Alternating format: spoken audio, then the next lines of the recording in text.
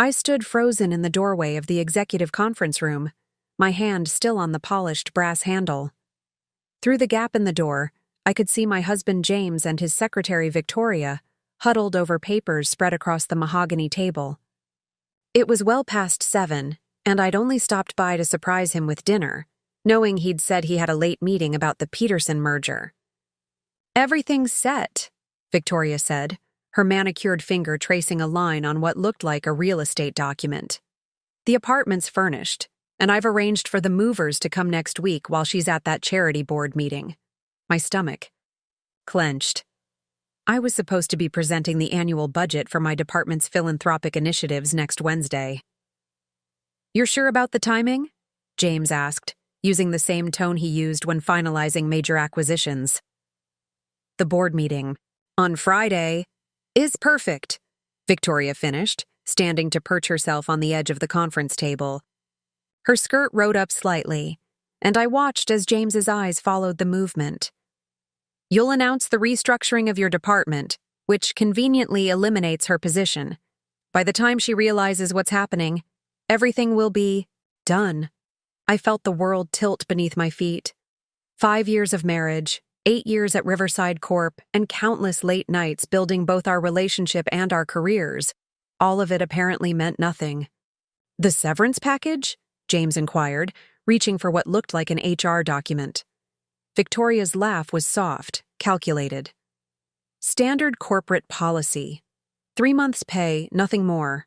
I've already cleared it with HR. They think it's part of the general downsizing after the merger." "And the prenup?" "Ironclad. You had it written perfectly. She'll walk away with practically nothing, just her base salary and personal belongings. The house, the investments, the stock options, all protected under your name or the company's." I watched as my husband, the man I'd supported through his rise from senior VP to COO, the man I'd nursed through a stress-induced ulcer last year, smiled and pulled Victoria closer. "You're brilliant, you know that? I couldn't have planned this without you. Once everything's settled, we can finally be together openly. No more sneaking around." "The board will understand," Victoria purred, running her fingers through his hair. "They've seen how hard I work, how dedicated I am to the company. And after the Peterson merger goes through, they'll be too thrilled with the profits to care about office romance." My hand tightened on my laptop bag. Inside was my proposal for expanding our corporate philanthropy program, something I'd been working on for months. James had encouraged me to take on more responsibility in that department 2 years ago, calling it a perfect fit for my soft skills. Now I understood why. He'd been systematically moving me away from core operations, preparing for this moment. "Should head out separately," Victoria said, gathering her things. "The cleaning crew will be here soon." James pulled her back for one last kiss. "Let them see. By Friday, none of it will matter." I backed away silently, my heels soundless on the plush carpet. The bag of takeout from James's favorite Thai place felt heavy in my hand. Another naive gesture from a wife who'd been too trusting, too willing to believe in her husband's late nights and weekend meetings. The elevator ride to the lobby was a blur. I barely registered nodding to the night security guard as I exited the building, the cool evening air hitting my face like a slap. I made it halfway down the block before my legs started shaking so badly I had to sit on a nearby bench. My phone buzzed, a text from my best friend Claire, who also happened to be our head of legal operations. "Done with your surprise dinner? How did it go?" I stared at the message, a plan already forming in my mind. Claire had been warning me about Victoria for months, noting how the young secretary seemed to be taking on responsibilities well above her pay grade. I'd dismissed her concerns, trusting James when he said he was mentoring Victoria as part of the company's development program. "Need to see you," I typed back. "Now, and bring every document you can find about the Peterson merger." Claire's response was immediate. "My office. 15 minutes. And honey, whatever it is, we'll fix it." I stood up, smoothing down my blazer with steady hands. James had taught me a lot during our marriage, particularly about corporate strategy. Rule number 1, never let them see you sweat. Rule number 2, always have a backup plan. Well, I had learned from the best. And by Friday's board meeting, he was going to learn that he wasn't the only one who knew how to play the corporate game. Claire was already pulling files when I reached her office, her face tight with concentration. One look at me and she knew. What did they do? I sank into her visitor's chair, my professional composure finally cracking. They're planning to push me out on Friday. James and Victoria, they've been... I couldn't finish the sentence. Those sneaky little... Claire caught herself, switching instantly to lawyer mode. Tell me everything. Don't leave out a single detail. As I recounted what I'd overheard, Claire's fingers flew across her keyboard, pulling up document after document. The Peterson merger, she muttered. I knew something felt off about the paperwork Victoria submitted last week. The due diligence report was missing key sections. What do you mean? Claire turned her monitor toward me. Look at this. The environmental impact assessment for Peterson's main manufacturing facility. It's incomplete. Victoria submitted it as part of the final review, but half the data is missing. I leaned forward, my years in corporate compliance kicking in. That's not just missing data. Those numbers don't match what I saw in the preliminary reports. Exactly. Claire's eyes gleamed. And guess who signed off on accepting the incomplete report? James, I whispered, the pieces clicking into place. He's rushing the merger through before anyone notices the discrepancies. But why? Claire pulled up more documents. Peterson's financials look solid. The merger makes sense on paper. I thought about James's conversation with Victoria. Unless they're hiding something that would tank the deal if the board found out. Claire was already dialing her phone. Marcus, I need you to pull everything we have on Peterson's environmental compliance for the past 5 years. Yes, now, and keep it quiet.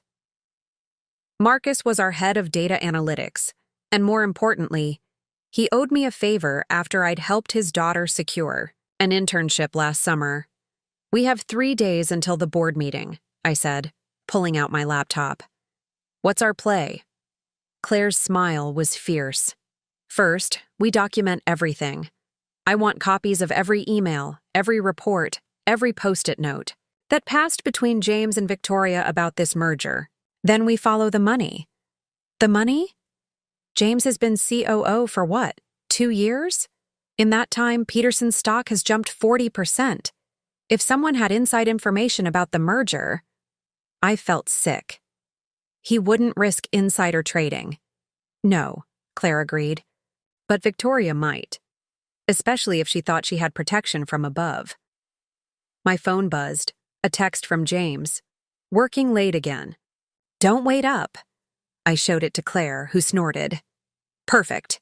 While they're working late, we'll be building our case. For the next few hours, we dug through files, cross-referenced data, and built a timeline. Marcus sent over the environmental reports, and the picture they painted was damning. Peterson's main facility had been violating EPA standards for months, with fines and citations carefully buried in subsidiary reports. Look at this, Claire said around midnight, pointing to a series of transfers. Small stock purchases, all, just under the reporting threshold, made through different brokers. All traced back to a shell company registered 2 months after Victoria became James's secretary. Can we prove it's her? Better. Claire pulled up another document. The shell company's registered address? It's the same as that apartment they're planning to move into next week. I sat back, my mind racing. James had always said I was too soft for the cutthroat world of corporate leadership, too focused on philanthropy and social responsibility instead of the bottom line. But he'd forgotten something crucial. I'd spent years watching him work, learning his strategies, understanding how power really moved in the corporate world. Claire, I said slowly, who else knows about the environmental compliance issues? Just Marcus and my team? Why? Because I think I know how to stop them, but we're going to need help from the board's ethics committee. Claire's eyes widened as I outlined my plan. That's brilliant and completely ruthless. She grinned. I love it. I stood up, gathering my things. Get everything ready. I'll make some calls in the morning. What about tonight? Claire asked. Are you going? Home? I thought about James, probably still with Victoria in that conference room, plotting my professional and personal destruction. Yes, I said firmly. I'm going to go home, kiss my husband goodnight, and pretend everything's normal. Let them think. They have the upper hand for now. Claire nodded approvingly. The best defense is making your opponent think they're winning. Exactly, I replied, thinking of all the times I'd watched James use that strategy in corporate negotiations. And by Friday, they're going to learn that they're not the only ones who know how to play this game. The next morning, I arrived at the office earlier than usual, armed with coffee and a strategy that would make Machiavelli proud. James was already gone when I woke up, probably for a breakfast meeting with Victoria, which suited my plans perfectly. My first stop was Harold Chen's office. As head of the ethics committee and longest-serving board member, Harold had been a mentor to me since I joined Riverside Corp. He looked up from his morning paper as I entered, his eyes crinkling with genuine warmth. Elizabeth, what brings you to my corner of the world so early? I closed his door carefully. Harold, we need to talk about the Peterson merger and about James. For the next hour, I laid out everything we'd discovered. The environmental violations, the suspicious stock trades, the rushed due diligence. Harold's expression grew increasingly grave. This is serious, he said finally. If these violations become public after the merger, the company's liability would be astronomical, I finished, and our reputation would be destroyed. Harold steepled his fingers, studying me carefully. What do you need from me? Time to present at Friday's board meeting, before the merger vote. He nodded slowly. Consider it done. But Elizabeth... He paused, choosing his words carefully. This will end James's career. Are you prepared for that? I met his gaze steadily. He ended our marriage when he planned to destroy mine. Understanding dawned in Harold's eyes. Ah, the young secretary? Victoria. And yes, Harold's laugh was short and sharp. You know, I never understood why James kept pushing to move you to philanthropy. You're one of the sharpest strategic minds we have. He wanted me away from operations. Easier to push me out. His mistake. Harold reached for his phone. I'll call an emergency ethics committee meeting for this afternoon. Be ready to present everything you have. My next stop was Diane in HR. She'd been with the company for 20 years and knew where all the bodies were buried. Victoria's personnel file? She raised an eyebrow. That's unusual. So is using company resources to furnish an apartment for an affair, I replied mildly. Diane's other eyebrow joined the first. Well, let me see what I can find. By lunch, I had what I needed.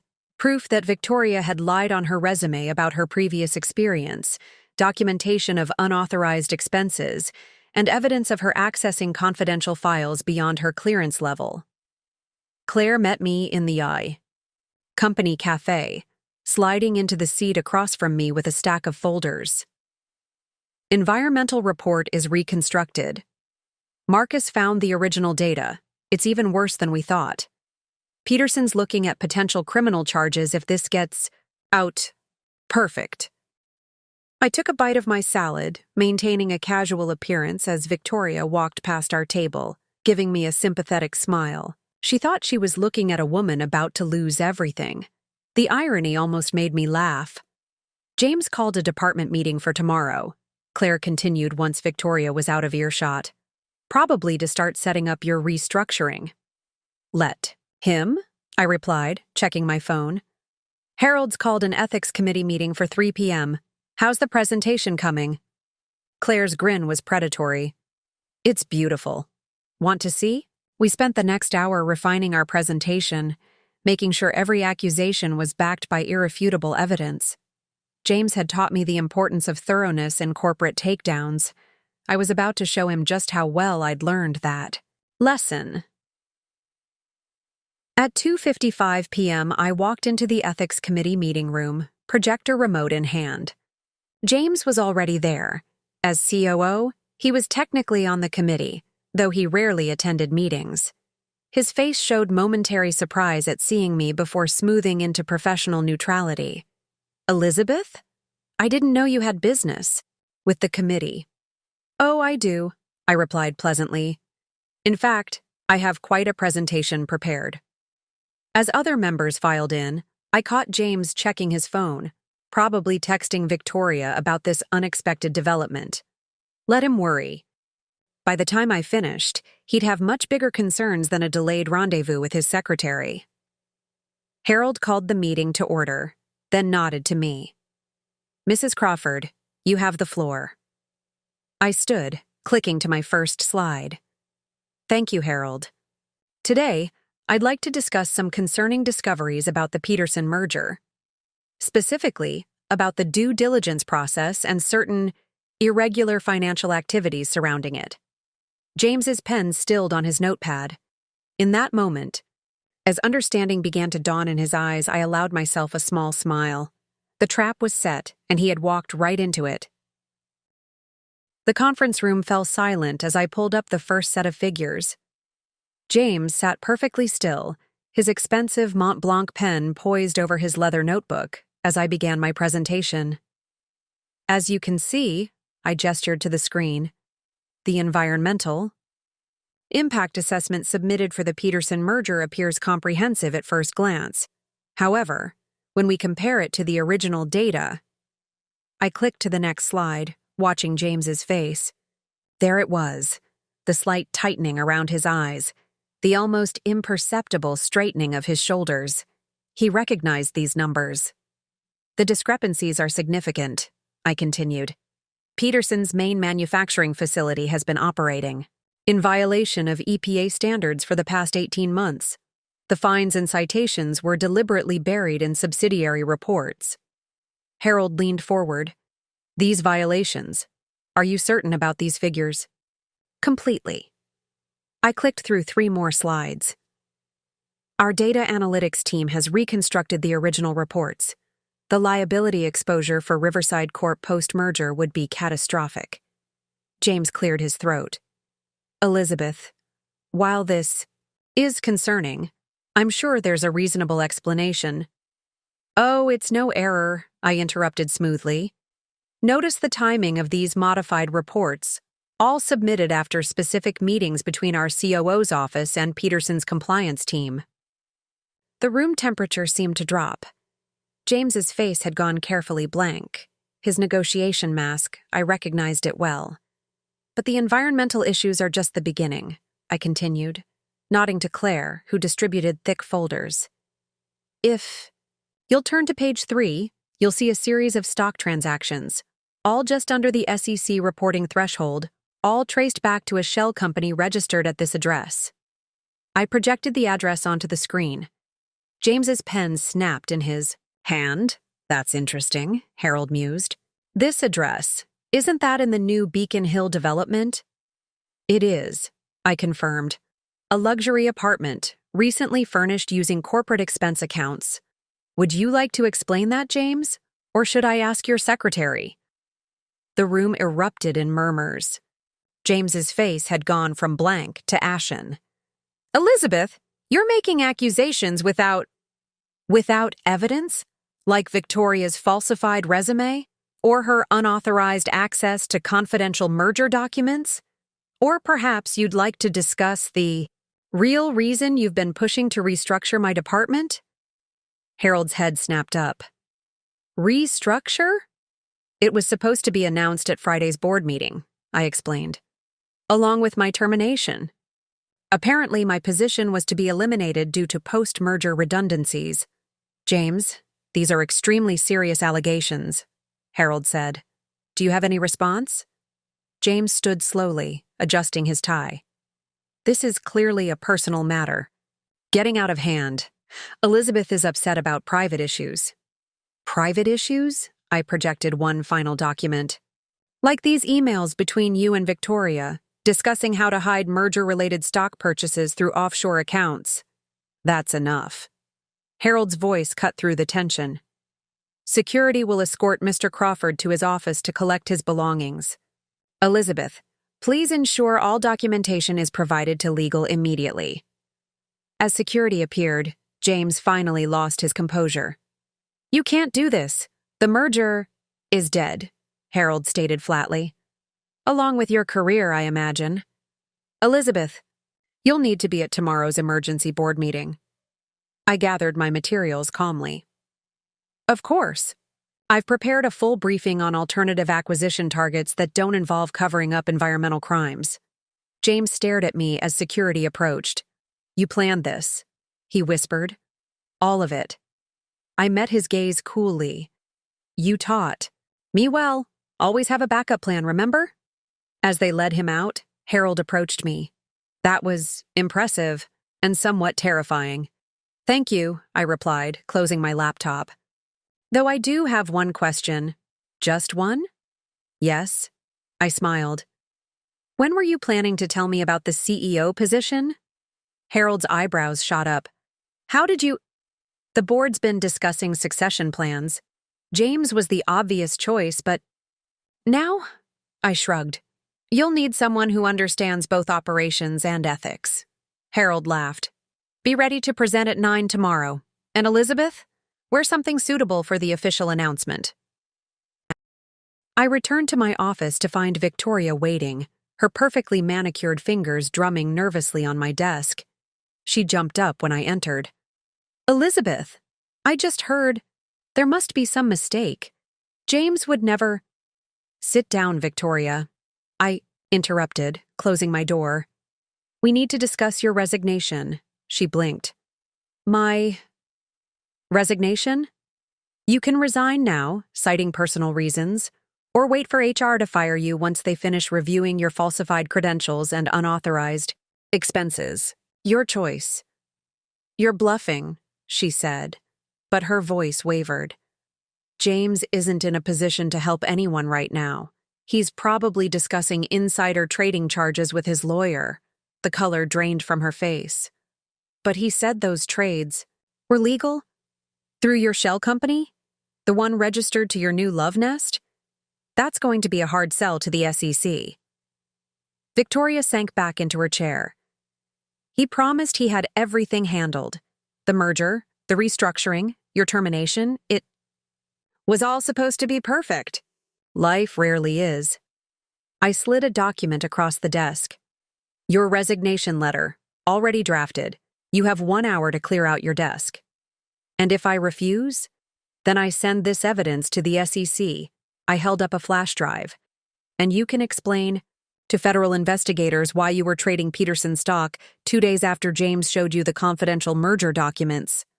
After she left, Claire burst in. Tell me you recorded that conversation with Victoria. Of course I did. I leaned, back in my chair.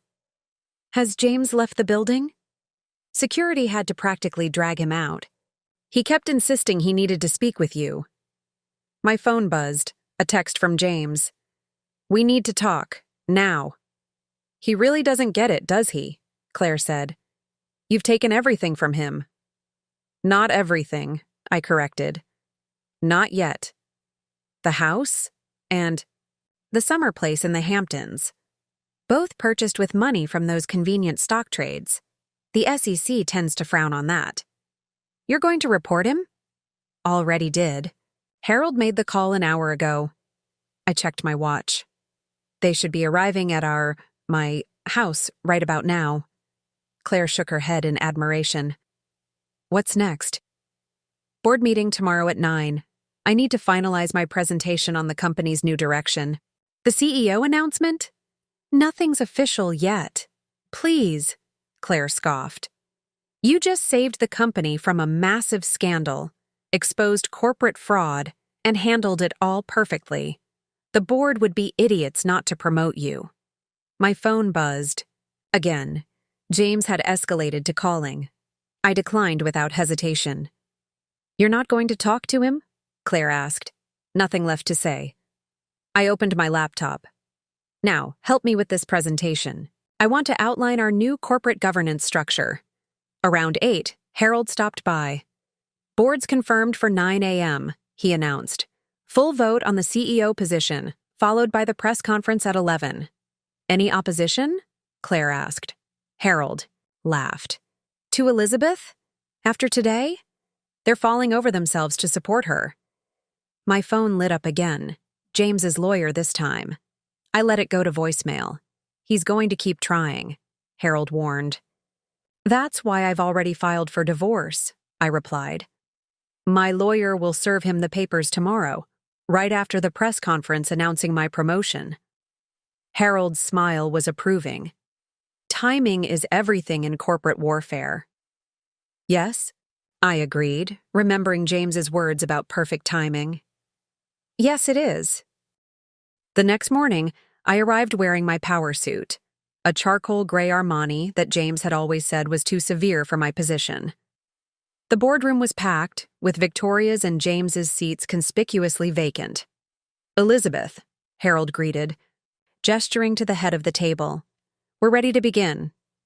For the next 2 hours, I laid out my vision for Riverside Corp's future. Not just damage control from the Peterson debacle, but a complete strategic overhaul. Transparency isn't just a buzzword, I explained. It's a competitive advantage. The Peterson merger would have destroyed us. We need to be the company that leads by example. "And the shareholders?" someone asked. "They were expecting significant returns from the merger." I smiled. "I've identified 3 potential acquisition targets, all thoroughly vetted, all with clean environmental records, and all offering better synergies than Peterson. The difference is, we'll do it right this time." By the time I finished, the mood had shifted from crisis management to excited anticipation. Harold stood. "We've heard the presentation. Now, we need to vote on the appointment of Elizabeth Crawford as Chief Executive Officer of Riverside Corporation. All in favor?" The response was unanimous. "Congratulations, CEO Crawford," Harold announced as applause filled the room. Claire appeared at my side. "They're announcing it now. Internal memo just went out. You should see the reactions." She showed me her phone. Congratulations pouring in, and a message from Peterson's CEO announcing their withdrawal from merger discussions. "Your office is ready," Claire continued. "And guess who's getting your old position? Me, Chief Compliance Officer." I hugged her. "Perfect. First order of business, full audit of all executive communications." Already on it. And look at this. She showed me a news website. Riverside Corp names new CEO amid fraud scandal. Former COO under investigation for securities violations. My phone buzzed. James again. This time I answered. "Elizabeth, please," he started. "We can fix this." "I'll give you anything." "I already have everything I want," I interrupted. "The CEO position, the house, the summer place. Oh, and I'm keeping my company shares. The SEC is very interested in how you plan to force me to sell them after my termination. You're destroying everything we built." "No, James, I'm building something better. By the way, my lawyer will be serving you divorce papers at your parents' house. The prenup you were so proud of. It has an interesting clause about corporate malfeasance." I hung up and turned to Claire. "Ready for the press conference?" She offered me a fresh coffee and a wicked smile. "Born ready. Let's go make history." As we walked to the press room, employees stood to applaud. I caught sight of my reflection, shoulders back, head high, every inch the CEO. James had always said I was too soft for corporate leadership. He was about to learn just how wrong he'd been. The press room was packed, cameras flashing as I took my place at the podium. Through the glare of the lights, I could see my future unfolding, not just as a leader, but as a reformer. "Ladies and gentlemen," Harold began, I am pleased to introduce the new Chief Executive Officer of Riverside Corporation." I stepped forward, feeling the weight of the moment. James had taught me everything he knew about corporate power. Now I would use those lessons to build something he could never imagine. A company where ethics and success went hand in hand. And somewhere, watching this press conference from his parents' guest room, my soon-to-be ex-husband was about to learn. The most important lesson of all: never underestimate the woman you plan to destroy. My first morning as CEO began with a series of urgent meetings. The press conference had sparked a media frenzy, and our PR team was working overtime to handle the flood of interview requests. But I had more pressing concerns. "The SEC investigators want to meet with you this afternoon," Claire informed me as I settled into my new office. The executive suite still held traces of James's presence, his pretentious art collection, the ergonomic chair he'd specially ordered. "They're particularly interested in those offshore accounts." "Schedule them for 2, I replied, already making notes, "and get me the full audit of all executive expenses for the past year. I want to know exactly how deep this goes." A knock at the door interrupted us. Margaret from HR entered, carrying a thick folder. "Mrs. Crawford, I mean, Ms. Shaw," she corrected, using my restored maiden name.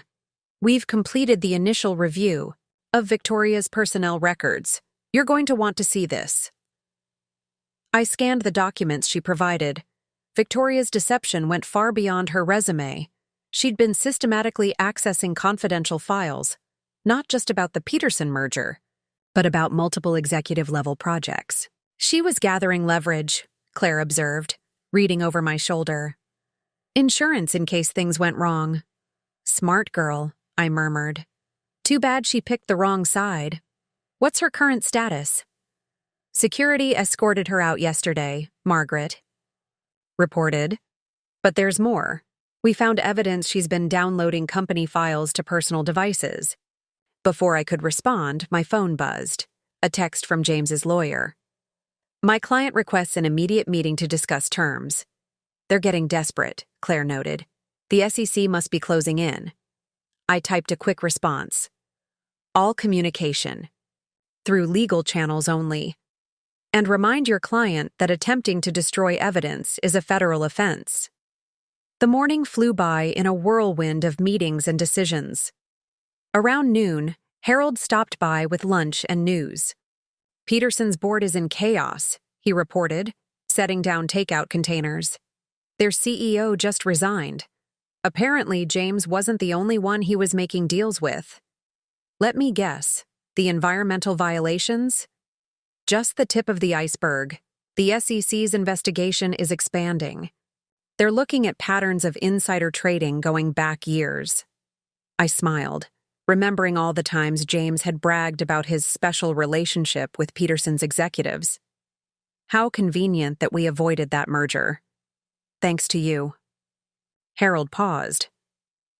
"The board's impressed with how you're handling everything, but there are concerns about potential retaliation from James."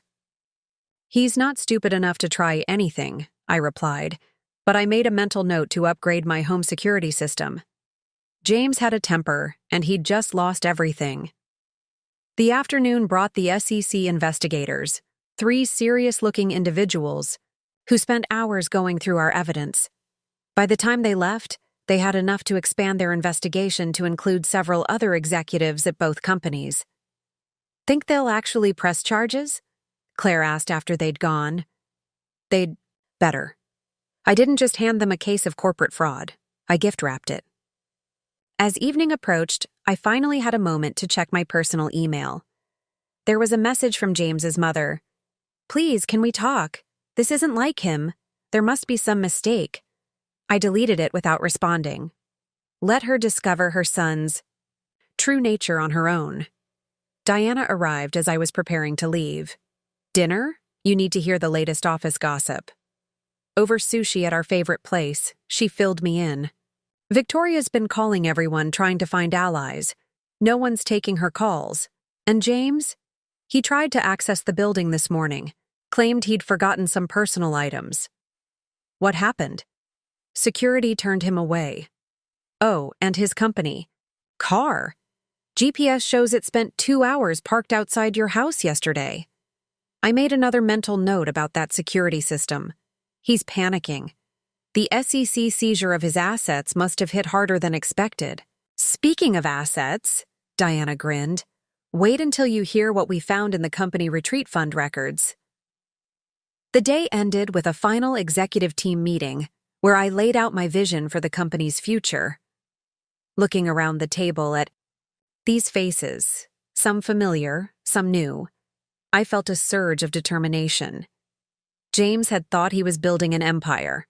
I was going to build something better, a legacy of integrity. Back in my new office, I paused to take it all in. The view of the city at night, the weight of responsibility, the knowledge that tomorrow would bring new challenges. But for now, I had won. Not just survived, but triumphed. My phone buzzed one last time. James again. This time, the message was simple.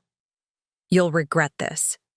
I smiled, thinking of the SEC evidence, the divorce papers, and the long list of charges he'd be facing. No, James, I whispered to the empty office. You're the one who... A week into my new role as CEO, the first signs of resistance emerged. Not everyone was happy with the rapid changes I was implementing, particularly the old guard who had benefited from James's loose ethical standards. 3 vice presidents have requested urgent meetings this morning, my new assistant reported, all from James's former inner circle. Schedule them for tomorrow, I replied, reviewing the latest audit reports. Let them sweat a little. Claire burst in, waving a poxy stack of papers. You need to see this. We found irregularities in the International Division's books. Guess who was running those accounts? David Mitchell, I said, naming another of James's closest allies. Let me guess. More hidden transactions? Better. Offshore accounts linked directly to both James and Victoria. They weren't just planning to push you out. They were setting up a parallel operation. The revelation didn't surprise me. James had always played the long game, building networks of loyalty through shared secrets and mutual benefit. Get me everything on David's department, I ordered. Every transaction, every email, every lunch receipt. My phone lit up with a news alert. Former Riverside COO denies fraud allegations, claims personal vendetta by new CEO. He's trying to spin this, Claire observed. Make it look like you're the vindictive ex-wife. Let him try. I forwarded the article to our legal team. The SEC has the evidence. His PR strategy won't save him. A knock at the door revealed Harold looking troubled. We have a situation. Someone leaked internal documents to the press, details about the Peterson merger that make it look like you knew about the environmental issues months ago. James's allies, I concluded, trying to drag me down with him. What do you want to do? I smiled, reaching for a specific folder. Release these. Every email where I questioned the environmental reports, every memo where I pushed for more thorough investigations, and especially my formal objection to the rushed due diligence. You kept records of everything, Harold realized. I learned from the best. James taught me to always maintain a paper trail. He just never thought I'd use it against him. The afternoon brought another challenge. Victoria had given an interview to a business magazine, painting herself as a naive victim of James's manipulation. She claims she was just following orders, Diana reported, dropping the magazine on my desk. Says she tried to warn you multiple times about the merger issues. Interesting revision of history. I picked up the magazine. Send this to the SEC. They might be interested in how her story keeps changing. By evening, battle lines had been clearly drawn. The old guard was rallying around James's narrative, while newer employees and those who'd chafed under his leadership supported my reforms. It's going to get ugly, Claire warned during our end-of-day briefing. They're not going. Down without a fight. Good, I replied. thinking of all the times James had dismissed my concerns, relegated me to safer departments, treated me as an ornamental wife rather than a capable executive. I'm counting on it. My phone buzzed with a message from an unknown number.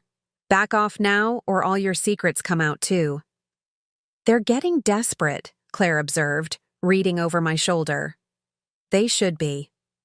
I showed her another document, a comprehensive analysis of every executive's involvement in James's schemes. Tomorrow, we start Phase 2. Phase 2?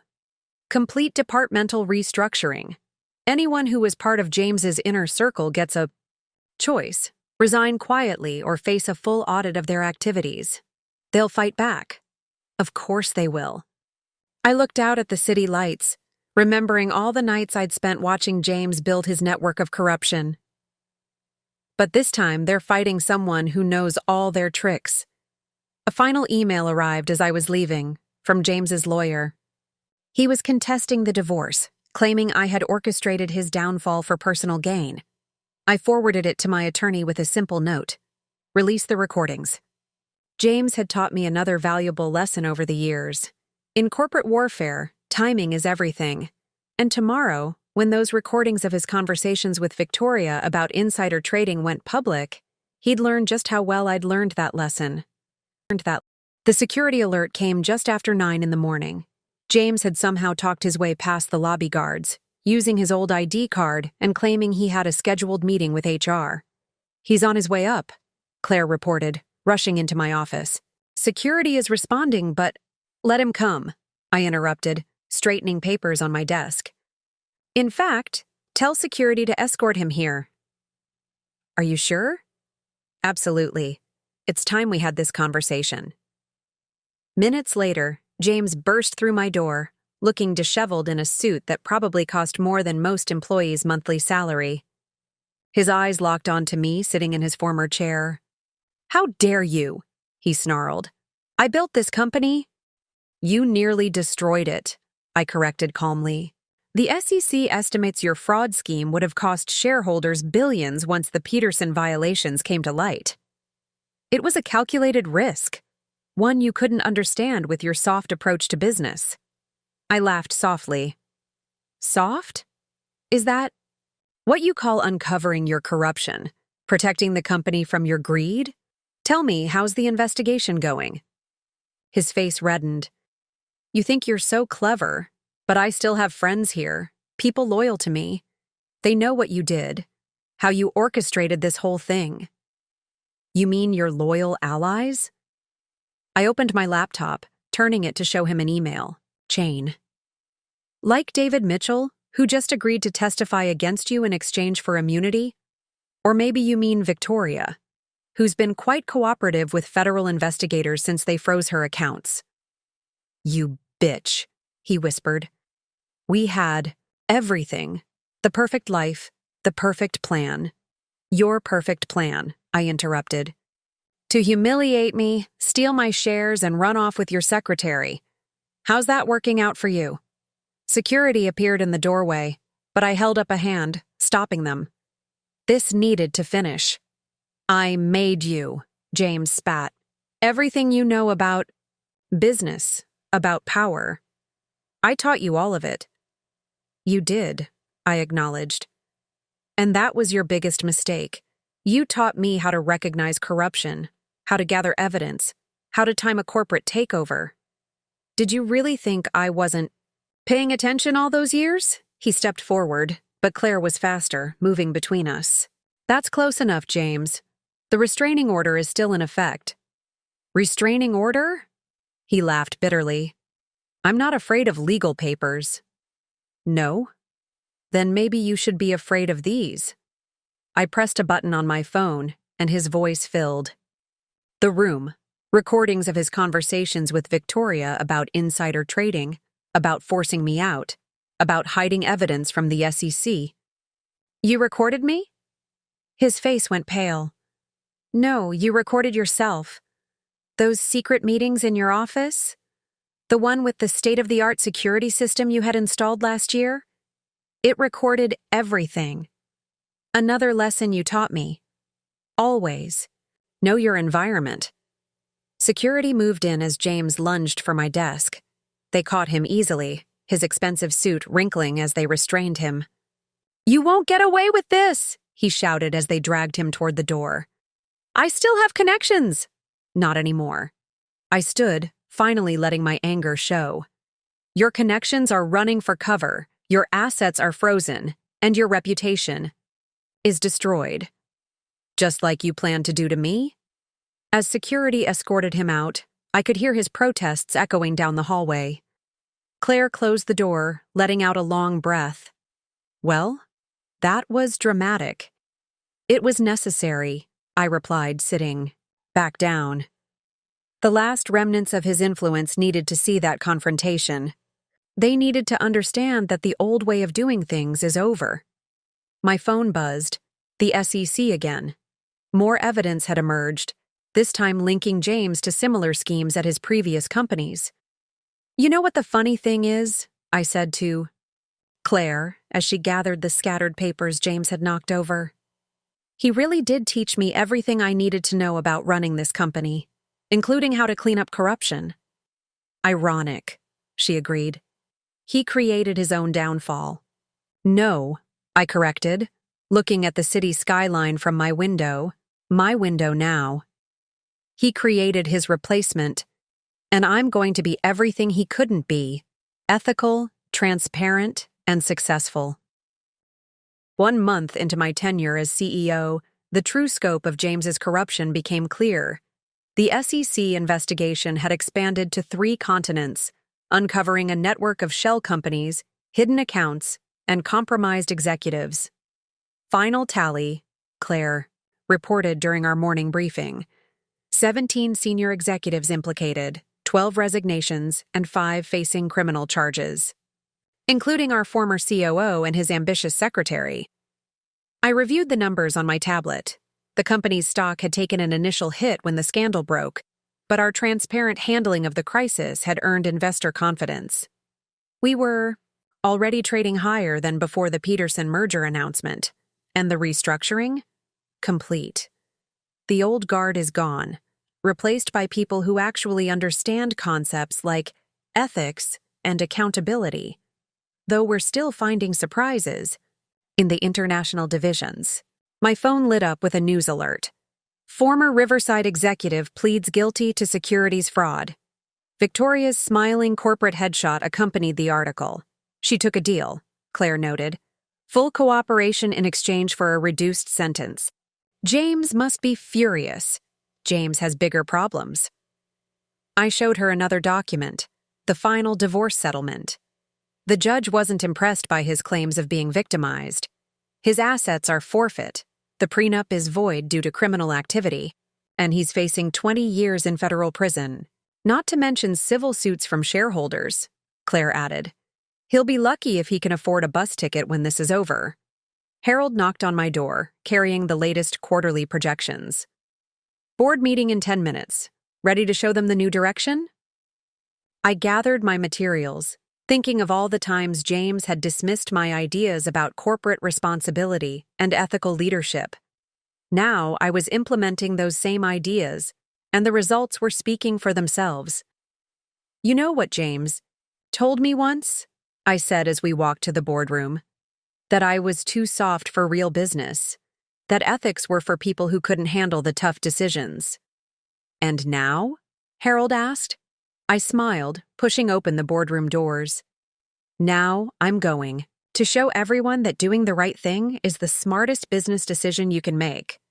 6 months after taking over as CEO, I stood at the podium during our annual shareholders meeting. The room was packed. Our company's dramatic turnaround had become a case study in corporate ethics and crisis management. Last quarter's results exceeded all projections, I announced, displaying the numbers that proved ethical business could also be profitable business. "Our new compliance protocols have become an industry standard, and 3 of our former competitors have approached us about potential mergers." In the audience, I spotted familiar faces. Harold beaming with pride, Claire taking detailed notes, and in the back, James's mother, watching with a mixture of shame and amazement as I detailed how we'd transformed her son's corruption into a model of corporate integrity. But numbers tell only part of the story, I continued. The real measure of our success is in the culture we've built. Every employee now knows they can report concerns without fear of retaliation. Every client knows their trust is valued above quick profits. Every investor knows their money is managed with absolute transparency. After the presentation, during the reception, James's mother approached me. She looked older, worn down by months of watching her son's disgrace play out in public. "I owe you an apology," she said quietly. "When all this started, I thought you were being vindictive. But seeing what you've built here, what James almost destroyed, I was wrong about both of you." I touched her arm gently. "He made his choices. I just made different ones." Later in my office, Claire brought in the latest news. James had taken a plea deal. 15 years in federal prison, full forfeiture of assets, and permanent barring from any corporate leadership position. Victoria's testimony was apparently very thorough, Claire reported. She kept records of everything, probably planning to use them as leverage eventually. "He taught us both well," I mused. "Always keep evidence, always plan ahead, always be ready to seize power when the moment comes. The difference is how you use those lessons." I nodded, looking out at the city skyline, my view now, earned through integrity rather than deception. He thought power came from fear and corruption. I knew it really comes from trust and respect. My phone buzzed, a message from the corporate leadership program I'd established, helping women recognize and combat workplace discrimination and harassment. Another class had graduated, armed with the knowledge and confidence I'd had to learn the hard way. "You've created something remarkable here," Claire observed. "Not just a successful company, but a model for change." "That's the real revenge," I replied. "Not just succeeding where James failed, but proving everything he believed about business was wrong." The day ended with a final piece of news. Victoria had been sentenced. 5 years in a minimum security facility, followed by supervised release. Her lawyer released a statement expressing her remorse and her hope that other young women would learn from her mistakes. "Should we release a statement?" Claire asked. I shook my head.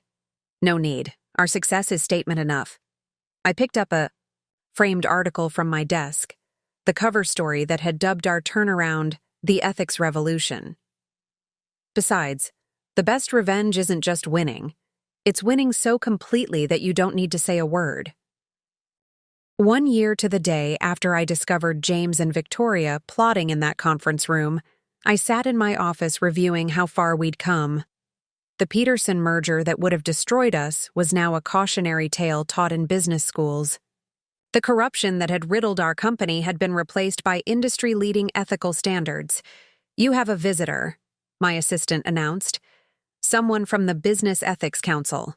I looked up to see a familiar face, Victoria, now serving her sentence but allowed to participate in corporate responsibility programs. She looked different, humbler, without the designer clothes and perfect makeup she'd once used as armor. "Ms. Shaw," she said quietly, "thank you for agreeing to let me speak to the ethics training class." "Everyone deserves a chance to learn from their mistakes," I replied. "That's what James never understood. Real power isn't about crushing people. It's about lifting them up." After she left, Claire found me lost in thought. "Feeling nostalgic about the anniversary?" "Grateful, actually." I showed her the latest company valuations. James thought he was ending my career that night. Instead, he gave me the push I needed to create something better than he ever could. Speaking of James, Claire handed me a newspaper. His first appeal was denied. I scanned the article briefly before setting it aside. James's fate no longer interested me. I had bigger concerns: expanding our ethical business practices globally, mentoring the next generation of female executives, building a legacy that would outlast any individual leader. You know what the best part is? I said to Claire as we headed to our afternoon meeting. Every time he sits in his prison cell, he has to watch news reports about how successful we've become. That's a better revenge than anything I could have planned. The student surpassed the teacher, Claire agreed. No, I corrected, thinking of all James had inadvertently taught me about power, ethics, and leadership. The student learned what not to do from a teacher who never understood the real lessons. As I took my seat at the head of the conference table, the same table where I'd once caught James and Victoria plotting, I felt nothing but peace. They had tried to destroy me, but instead, they had forced me to become stronger, wiser, and more successful than either of them ever dreamed. And that I realized was the true victory. Not just surviving their betrayal, but using it to build something they could never touch. A legacy of integrity that would inspire others long after James and Victoria were forgotten footnotes in corporate history. Ready for the next challenge? Claire asked, distributing the meeting materials. I smiled, thinking of how far I'd come from that night when I'd stood frozen in a doorway, watching my world collapse. Always. After all, success is the best revenge, but only if you do it right. 18 months into my role as CEO, a new challenge emerged from an unexpected quarter. Our Asian division reported irregularities in their financial statements, patterns disturbingly similar to what James had once orchestrated. The Singapore office is showing unusual trading patterns, Claire reported during our morning briefing. And guess who's behind it? Thomas Chen, one of James's old friends from business school. I studied the reports carefully. Thomas had been vocally opposed to my appointment as CEO, though he'd kept his position due to his strong performance numbers. Now I understood why those numbers had looked so good. He's using the same playbook, I noted, highlighting several transactions. Shell companies, hidden accounts, even the same banks James preferred. He thought we wouldn't notice because it's overseas. There's more, Claire added. He's been in contact with James. Prison visitor logs show 3 meetings. In the past month, my blood ran cold. Even from behind bars, James was trying to maintain his influence. Get me everything on Thomas. Every email, every transaction, every lunch receipt. Already done. Claire handed me another folder. And you'll never guess who his secretary is. I opened the file to find a familiar face, Victoria's younger sister, Rachel. The resemblance was striking, down to the carefully calculated innocent expression. History repeating itself, I murmured. Or trying to. My phone buzzed with a message from Harold. Board meeting in 10. Chen's presenting his division's quarterly results. Perfect timing, I smiled, gathering my materials. Let's see how he handles unexpected questions. The boardroom was packed when we arrived. Thomas stood at the podium, confidently clicking through slides of impressive growth figures. I waited until he finished his presentation before speaking. Fascinating numbers, Thomas. Could you explain these particular transactions? I projected, one of Claire's findings onto the screen. The ones routed through shell companies in the Cayman Islands? His confident smile faltered slightly. Those are standard international business structures for tax efficiency. Really? Like these similar structures James used for fraud? The ones that led to federal charges? The room fell silent. Thomas's face went carefully blank, the same expression I'd seen on James's face when cornered. I don't appreciate the implication, he said stiffly. My division operates with complete transparency. Then you won't mind a full audit, I replied pleasantly. Starting with your secretary's access to confidential files. His eyes widened slightly. He knew we'd found the pattern. In fact, I continued, nodding to security who had quietly entered the room, the SEC would like to ask you some questions about those transparent operations. They're waiting in the conference room. You can't, he started. I can, and I am. James couldn't stop me. What makes you think you can? As security escorted him out, I turned to the board. Ladies and gentlemen, I apologize for the disruption. Now let me show you what's really been happening in our Asian division. Later in my office, Claire brought an update. Thomas is singing like a bird to the SEC. Apparently, James has been running a shadow operation through his old contacts, trying to rebuild his power base. From prison? I laughed. He still doesn't get it, does he? Old habits die hard, Claire observed. Speaking of which, Rachel's resignation just arrived by email. I thought of Victoria, serving her sentence and speaking to ethics classes. Forward her information about our corporate responsibility program. Maybe she'll be smarter than her sister. My phone lit up with a message from James's prison email account. You won't catch all of us. Some loyalties run too deep. I showed it to Claire, who snorted. He's getting desperate. No, I corrected, thinking of all the other executives who might still be following James's playbook. He's giving us a target list. Everyone who visits him, everyone who corresponds with him. They're telling us exactly where to look. Setting. A trap using their own loyalty against them, Claire grinned. That's almost poetic. Indeed. I started typing an email to our global compliance team. James taught me another valuable lesson. People who think they're untouchable always make mistakes. Let's go find them. With the Singapore situation handled, I turned my attention to expanding our ethical business model globally. The Thomas Chen incident had shown us vulnerabilities in our international operations, but it had also revealed an opportunity. Every corrupt executive we expose becomes a case study, I explained to the board, not just in what went wrong, but in how to build something better. Our new global initiative was ambitious, establishing ethics training centers in every major market, implementing whistleblower protection programs, and creating leadership development tracks specifically focused on corporate integrity. The Stockholm office just reported in, Claire announced during our strategy meeting. Their regional director, another of James's old friends, just resigned unexpectedly.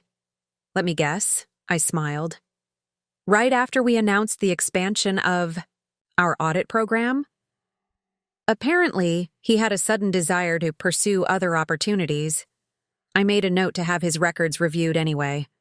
James's network was unraveling on its own, the rats fleeing the sinking ship of his legacy. My phone buzzed. A message from Victoria's sister, Rachel. I'd like to apply for the corporate responsibility program. Well, that's interesting, Claire observed, reading over my shoulder. Think she's sincere? We'll find out. I forwarded the message to our program director. Everyone deserves a chance to choose a different path. The afternoon brought a video conference with our European leadership team. As I outlined our new initiatives, I could see the mix of reactions on the screen. Enthusiasm from the younger executives, discomfort from some of the old guard. Change isn't easy, I acknowledged. But neither is explaining to federal investigators why you chose to protect corrupt practices. One face in particular caught my attention. Michael Davies, our London director. He had that same carefully neutral expression I'd seen on Thomas Chen's face. Claire, I whispered during a break. Get me everything on Davies. I recognized that look. The I have something to hide look? Exactly. James used to practice it, in the mirror. Sure enough, by evening, Claire had found irregularities in the London office's accounts. Davies had been more subtle than Chen, but the pattern was there. Small discrepancies that added up to a significant fraud scheme. Want me to alert the authorities? Claire asked. Not yet. I studied Davies's file thoughtfully. Let's try something different this time. The next morning I called Davies directly. Michael, I said pleasantly, I'd like to discuss some interesting patterns in your division's reports. There was a slight pause. Of course. What patterns are those? The kind that end careers and start criminal investigations. Unless you help us identify everyone else involved in similar activities. Every contact, every accomplice, every scheme you know about. In return, you get to resign quietly and keep your freedom. Another pause. Longer this time. James said you were soft, he finally replied.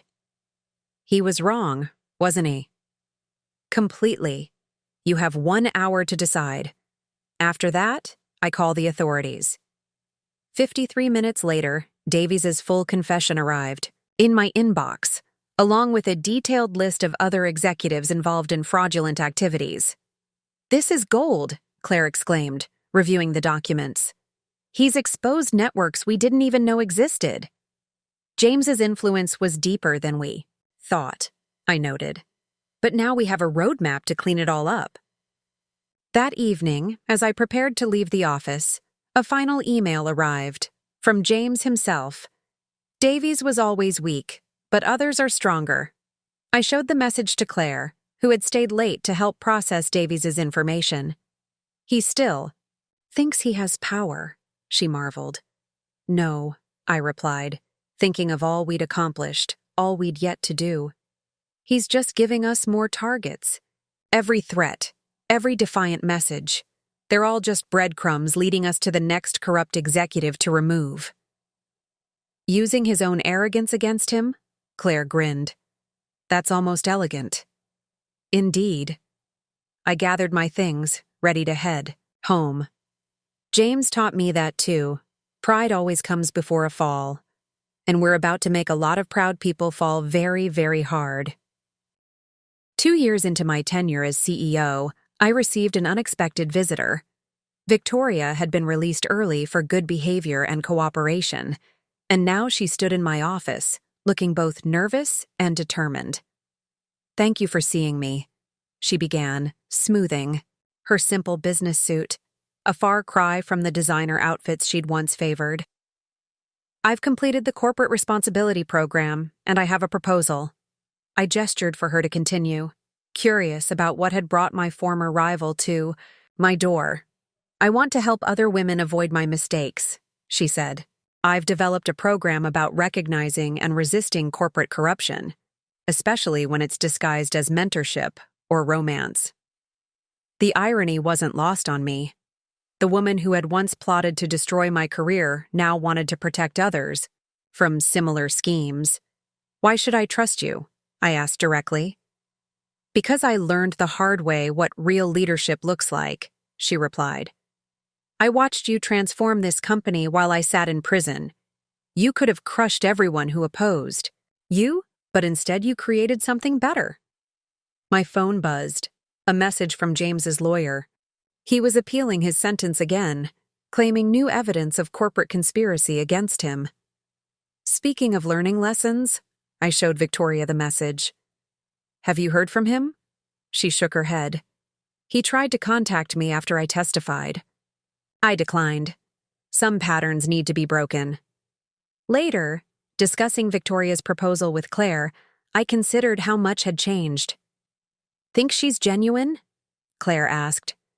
Yes, I replied, reviewing Victoria's detailed program outline. She's learned. What I learned, real power comes from lifting others up, not pushing them down. James won't like it, Claire noted. His former protege working for his ex-wife, teaching others to resist corruption? Exactly why we should support it.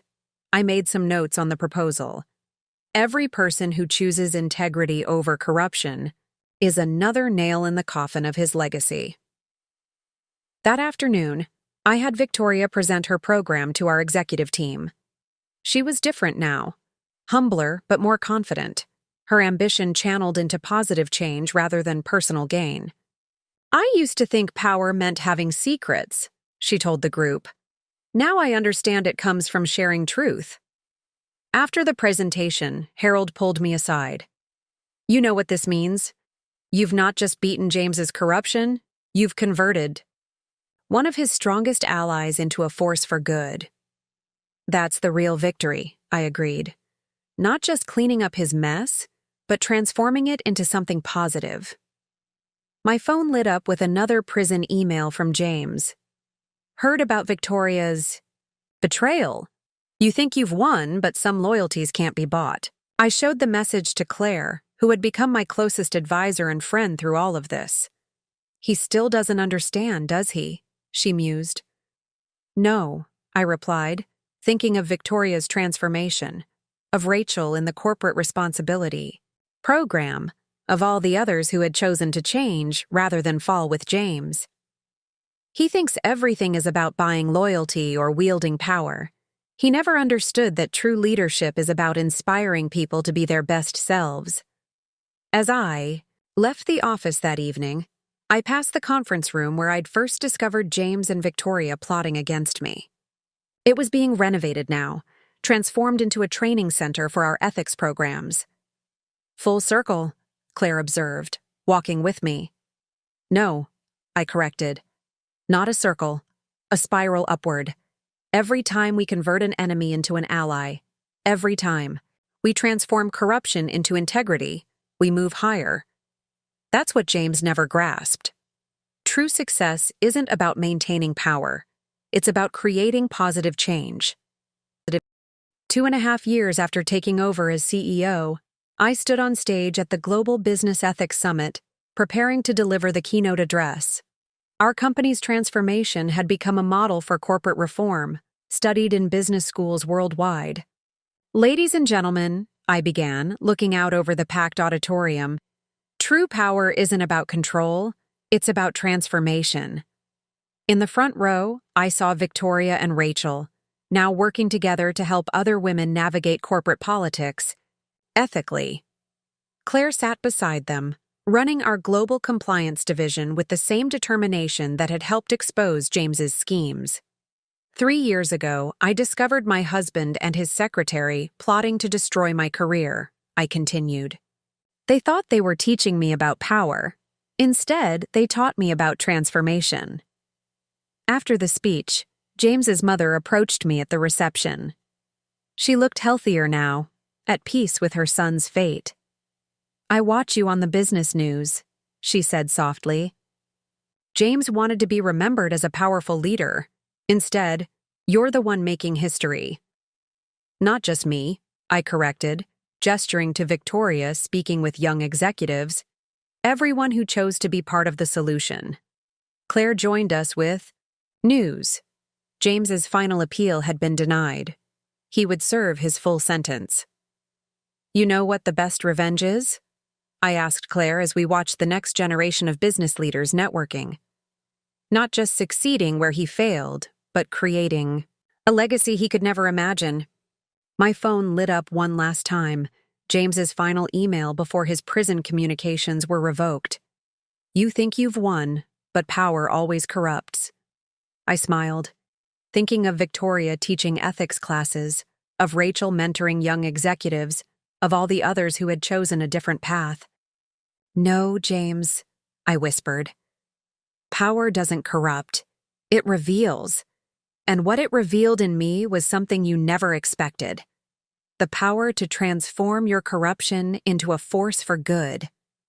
That was the ultimate revenge. Not just succeeding where he failed, but transforming everything he built into something noble, something lasting, something true. 3 years into my tenure as CEO, a disturbing pattern emerged in our European operations. Anonymous tips suggested that someone was trying to rebuild James's old network, using his tactics, but with a more sophisticated approach. Look at these transactions, Claire said, spreading documents across my desk. They're similar to James's methods, but with better camouflage. Someone learned from his mistakes. I studied the papers carefully. The pattern was familiar: shell companies, hidden accounts, manipulated reports, but with subtle differences that had helped them avoid detection. Who's behind it? I asked, though I already suspected the answer. Robert Maxwell, Claire replied. James's protégé from his London days. He's been quietly moving up through our European division. I remembered Robert, ambitious, charming, and utterly devoted to James's philosophy of corporate power. He'd attended our wedding, given a glowing speech about James's mentorship. He's been visiting James in prison, Claire continued, Monthly meetings, always logged as legal consultations because he used to practice law. My phone buzzed with a message from Victoria. Watch out for Robert. He approached Rachel about opportunities in the London office. He's recruiting, I realized. Building his own network using James's old playbook. Want me to alert the authorities? Not yet. I pulled up Robert's personnel file. James made the mistake of underestimating me. Let's see if his student makes the same error. I arranged a video call with Robert, watching his face carefully as we discussed the European division's performance. Impressive. Numbers, I noted. Especially in these challenging markets. Thank you, he smiled, all corporate polish and practiced charm. I learned from the best. Yes, you did. I pulled up one of his transaction reports. In fact, some of these strategies look very familiar, almost like something James would have done. His smile flickered slightly. I'm not sure I understand. No? Then perhaps you can explain these offshore accounts? Or the shell companies? Registered in Cyprus?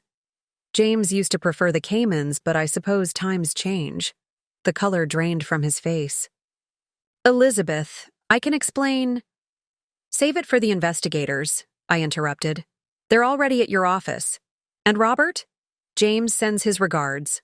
After disconnecting, I turned to Claire. How long until he tries to contact James? Already did, she replied, checking her phone. Prison recorded the call 5 minutes ago. He's panicking. Good. I started typing an email to our board.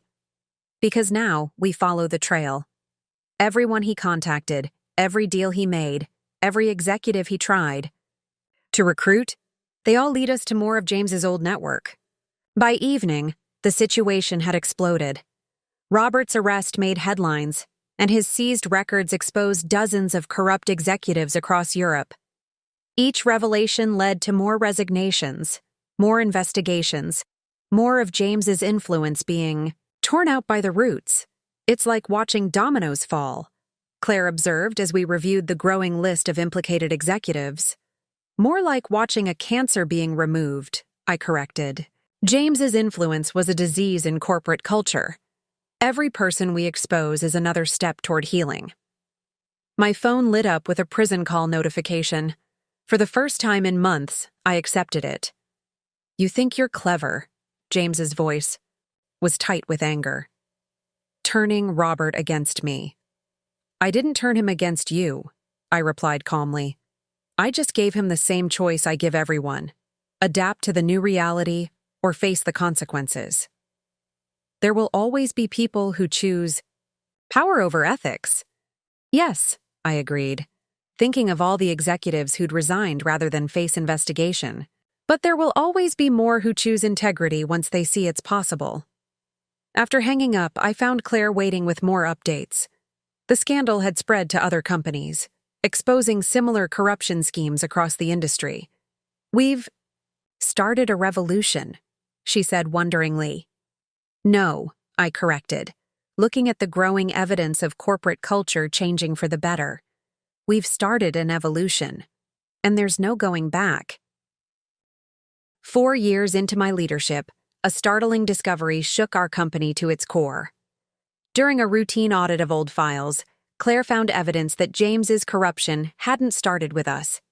It had been inherited from his own mentor, the company's former CEO, William Harrison. Look at these records, Claire said, spreading decades-old documents across my desk. The same patterns, the same methods, just older. James didn't create this system. He learned it. I studied the yellowed papers carefully. The similarities were undeniable. William had used the same techniques James later perfected: hidden accounts, manipulated reports, strategic promotions of loyal followers. This explains so much, I murmured. Why the board was so blind to James's behavior. They'd seen it all before, thought it was normal. My phone buzzed. A message from Harold. William Harrison is asking to meet with you, says it's urgent. Of course he is, Claire said. He must know what we've found.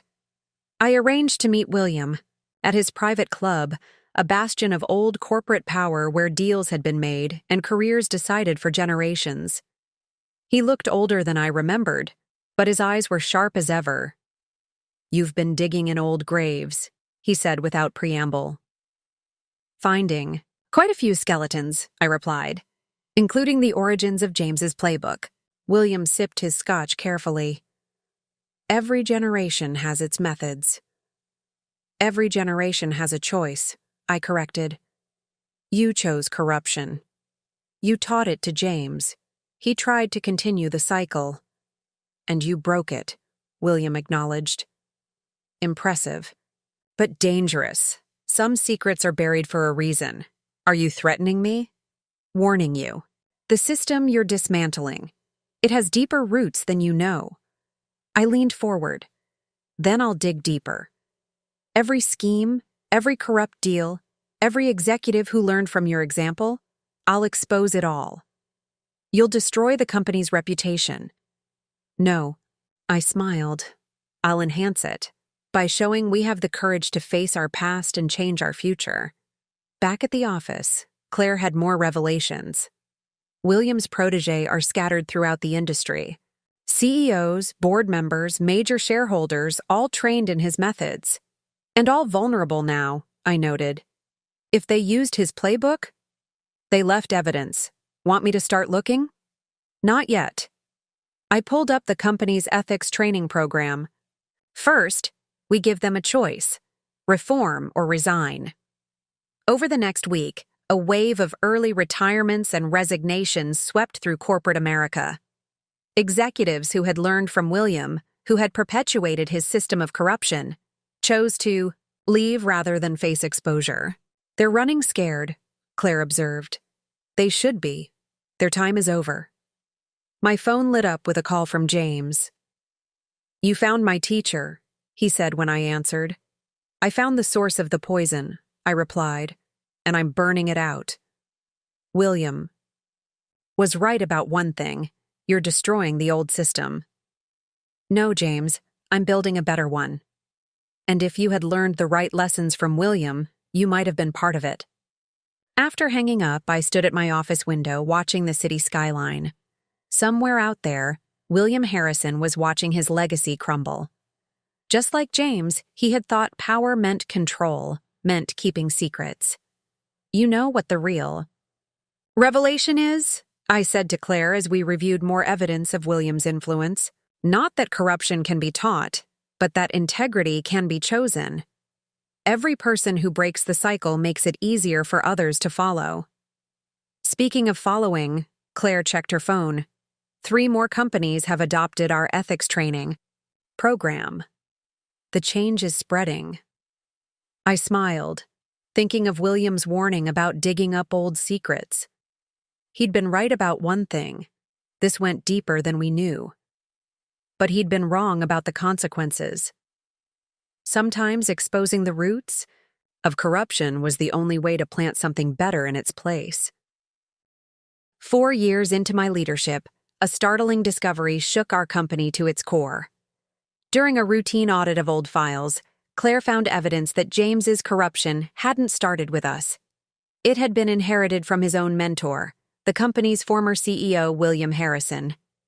"Look at these records," Claire said, spreading decades-old documents across my desk. "The same patterns, the same methods, just older. James didn't create this system. He learned it." I studied the yellowed papers carefully. The similarities were undeniable. William had used the same techniques James later perfected: hidden accounts, manipulated reports, strategic promotions of loyal followers. "This explains so much," I murmured. Why the board was so blind to James's behavior. They'd seen it all before, thought it was normal. My phone buzzed. A message from Harold. "William Harrison is asking to meet with you. Says it's urgent." "Of course he is," Claire said. "He must know what we've found." I arranged to meet William at his private club, a bastion of old corporate power where deals had been made and careers decided for generations. He looked older than I remembered, but his eyes were sharp as ever. "You've been digging in old graves," he said without preamble. "Finding quite a few skeletons," I replied, "including the origins of James's playbook." William sipped his scotch carefully. "Every generation has its methods." "Every generation has a choice," I corrected. "You chose corruption. You taught it to James. He tried to continue the cycle. And you broke it," William acknowledged. "Impressive. But dangerous. Some secrets are buried for a reason. Are you threatening me?" "Warning you. The system you're dismantling. It has deeper roots than you know." I leaned forward. "Then I'll dig deeper. Every scheme, every corrupt deal, every executive who learned from your example, I'll expose it all. You'll destroy the company's reputation." "No," I smiled. "I'll enhance it by showing we have the courage to face our past and change our future." Back at the office, Claire had more revelations. William's protégés are scattered throughout the industry. CEOs, board members, major shareholders, all trained in his methods. And all vulnerable now, I noted. If they used his playbook, they left evidence. Want me to start looking? Not yet. I pulled up the company's ethics training program. First, we give them a choice: reform or resign. Over the next week, a wave of early retirements and resignations swept through corporate America. Executives who had learned from William, who had perpetuated his system of corruption, chose to leave rather than face exposure. "They're running scared," Claire observed. "They should be. Their time is over." My phone lit up with a call from James. "You found my teacher," he said when I answered. "I found the source of the poison," I replied, "and I'm burning it out." William was right about one thing: you're destroying the old system. "No, James, I'm building a better one. And if you had learned the right lessons from William, you might have been part of it." After hanging up, I stood at my office window watching the city skyline. Somewhere out there, William Harrison was watching his legacy crumble. Just like James, he had thought power meant control, meant keeping secrets. "You know what the real revelation is?" I said to Claire as we reviewed more evidence of William's influence. "Not that corruption can be taught, but that integrity can be chosen. Every person who breaks the cycle makes it easier for others to follow." Speaking of following, Claire checked her phone. 3 more companies have adopted our ethics training program. The change is spreading. I smiled, thinking of William's warning about digging up old secrets. He'd been right about one thing: this went deeper than we knew. But he'd been wrong about the consequences. Sometimes exposing the roots of corruption was the only way to plant something better in its place. 6 years into my leadership at Riverside, an unexpected opportunity arose. The government approached us about leading a task force on corporate ethics reform, using our company's transformation as a model for new regulations. "They want you to testify before Congress," Claire announced, bringing in the official request, "about corporate corruption and how to combat it." I smiled, thinking of how James would react to this news in his prison cell. His former wife, helping write the laws that would make his tactics illegal across the entire industry. "There's more," Claire continued. "Guess who else they want to testify?" "Victoria." That caught my attention. As a witness to corruption? As an expert on reform. Her corporate responsibility program has become the gold standard. Even Harvard Business School is using it. I reviewed the proposal carefully. The government wanted comprehensive reform, new transparency requirements, whistleblower protections, ethical compliance standards. Everything we'd implemented at Riverside would become mandatory nationwide. "James is going to hate this," Claire observed. "James is going to watch it happen from his prison TV," I corrected, "along with William and every other corrupt executive who thought power meant having secrets." The hearing was scheduled for next month. As I prepared my testimony, more allies emerged, Other CEOs who'd faced similar challenges, whistleblowers who'd risked everything to expose corruption, even some of James's former associates who'd chosen reform over resistance. It's becoming a movement, Harold noted during our prep session. You're not just changing one company anymore. You're changing the entire corporate world. My phone buzzed. A message from James's lawyer. My client requests you decline the testimony opportunity. He's willing to offer information in exchange. Still, trying to make deals, Claire said, reading over my shoulder. Still doesn't understand, I replied, deleting the message. This isn't about deals anymore. It's about real change. The day before the hearing, Victoria came to my office. She looked nervous but determined. I've been thinking about what to say, she began, about how I went from being part of the problem to part of the solution. Tell the truth, I advised. About everything, the temptation, the justification, and finally the choice to change. She nodded slowly. You know, James used to say that power was about controlling others, but you showed me it's really about empowering them. Tomorrow, we would face Congress together, the CEO and the former secretary, once enemies, now allies, in the fight for corporate integrity. James had tried to pit us against each other. Instead, he'd united us in something bigger than ourselves. Ready to make history? Claire asked as we left the office. I thought about all we'd accomplished, all we were about to do. Ready to make it better. The congressional hearing room was packed when I took my seat at the witness table. Cameras flashed as I adjusted the microphone, aware that this testimony would be broadcast nationwide. In the audience, I spotted Claire and Harold, along with faces from my past, James's mother, some of his former allies, even William Harrison. Ms. Shaw, the committee chairman began, please tell us about your experience with corporate corruption. I leaned forward, speaking directly into the microphone. It started with a birthday party.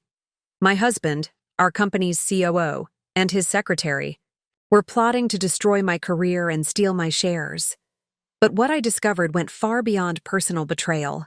For the next hour, I detailed everything: the hidden accounts, the manipulated reports, the network of corrupt executives. I explained how we'd transformed Riverside, implementing ethical practices that had actually improved our performance. And, your company's stock price, one senator asked. Up 127% since we implemented these reforms, I replied. Turns out integrity is good for business. Then it was Victoria's turn. She spoke eloquently about her journey from corruption to redemption, about how ethical leadership had transformed not just her career, but her understanding of power.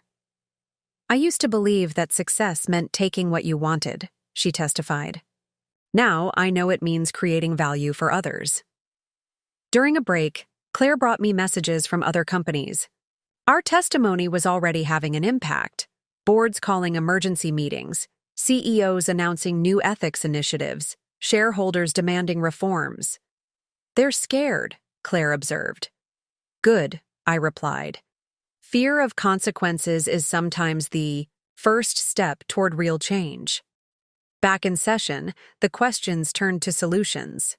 I presented our comprehensive reform proposal: new regulations, better oversight, stronger protections for whistleblowers. Some will say these rules are too strict, a congressman challenged. Those are probably the ones who have something to hide, I countered. Honest businesses have nothing to fear from transparency. As I left the hearing room, my phone buzzed with a message from James. You think new laws will stop people from seeking power? No, I typed back. But they'll help people choose better ways to use it. Victoria joined me as we faced the press outside. Together, we answered questions about reform, about transformation, about the future of corporate America. Ms. Shaw, one reporter called out, what would you say to other executives facing similar challenges? I thought about James, about William, about all the others who'd chosen power over integrity. I'd say that real power isn't about what you can take. I answered, it's about what you can transform. The aftermath of our congressional testimony was immediate and far-reaching. Companies across the country scrambled to implement ethical reforms, fearful of being left behind in what the media dubbed the integrity revolution. "Look at these numbers," Claire said, spreading newspaper clippings across my desk. 15 major corporations have already adopted our compliance programs. 30 more are in talks with our consulting division. I studied the reports with satisfaction. What had started as personal revenge against James had grown into something much bigger, a fundamental shift in how corporate America operated. "There's more," Claire continued. "Remember those executives who resigned when we exposed Williams' network? They're coming forward, wanting to tell their stories." My phone lit up with a message from Victoria. "You need to see this. James just gave a prison interview." I pulled up the video, watching my ex-husband in his prison uniform. He looked older, worn down, but his eyes still held that calculating gleam. "Elizabeth thinks she's changed the game," he told the interviewer. "But power always finds a way. Always corrupts." "He still doesn't get it," Claire observed. "No," I agreed. "He never understood that power doesn't have to corrupt. It can illuminate, transform, inspire." Later that day, I received an unexpected visitor, Sarah, a young executive, from another company who'd been caught in a similar situation to Victoria's. "I saw your testimony," she began. "It made me realize I had a choice. I didn't have to become what my boss wanted me to be." I listened as she detailed her own story of corporate manipulation and her decision to become a whistleblower instead of an accomplice. "You know what the hardest part was?" she asked. "Realizing that everything I thought was mentorship was actually grooming for corruption. James tried the same thing with Victoria," I noted. "It's how they perpetuate the cycle." "But you broke it," Sarah said. "You showed there was another way." My phone buzzed again, William Harrison requesting a meeting. I declined. The old guard's time was over. This was about the future now. "What do you want to do next?" I asked Sarah. "I want to help others like me," she replied. "Show them they have options." I smiled, thinking of how far we'd come from that night when I'd discovered James's betrayal. "Welcome to the revolution," I told her. "Only we're not tearing things down. We're building them better." 7 years into my leadership, our ethics revolution faced its biggest challenge yet. Our Asian expansion had hit a wall of resistance from traditional business cultures where James's old methods weren't seen as corruption. They were considered standard practice. "The Shanghai office is struggling," Claire reported during our morning briefing. "Local executives say our transparency requirements are culturally insensitive." I studied the reports carefully. Our Asian division's numbers were dropping while competitors who maintained the old ways of doing business thrived. "They're using James's playbook," I noted, highlighting several transactions. "But here, it's not just accepted, it's expected." My phone buzzed with a message from our Shanghai director. "Losing another contract to competitors. They say we're too rigid, too Western. Maybe James was right about some markets." "What do you want to do?" Claire asked.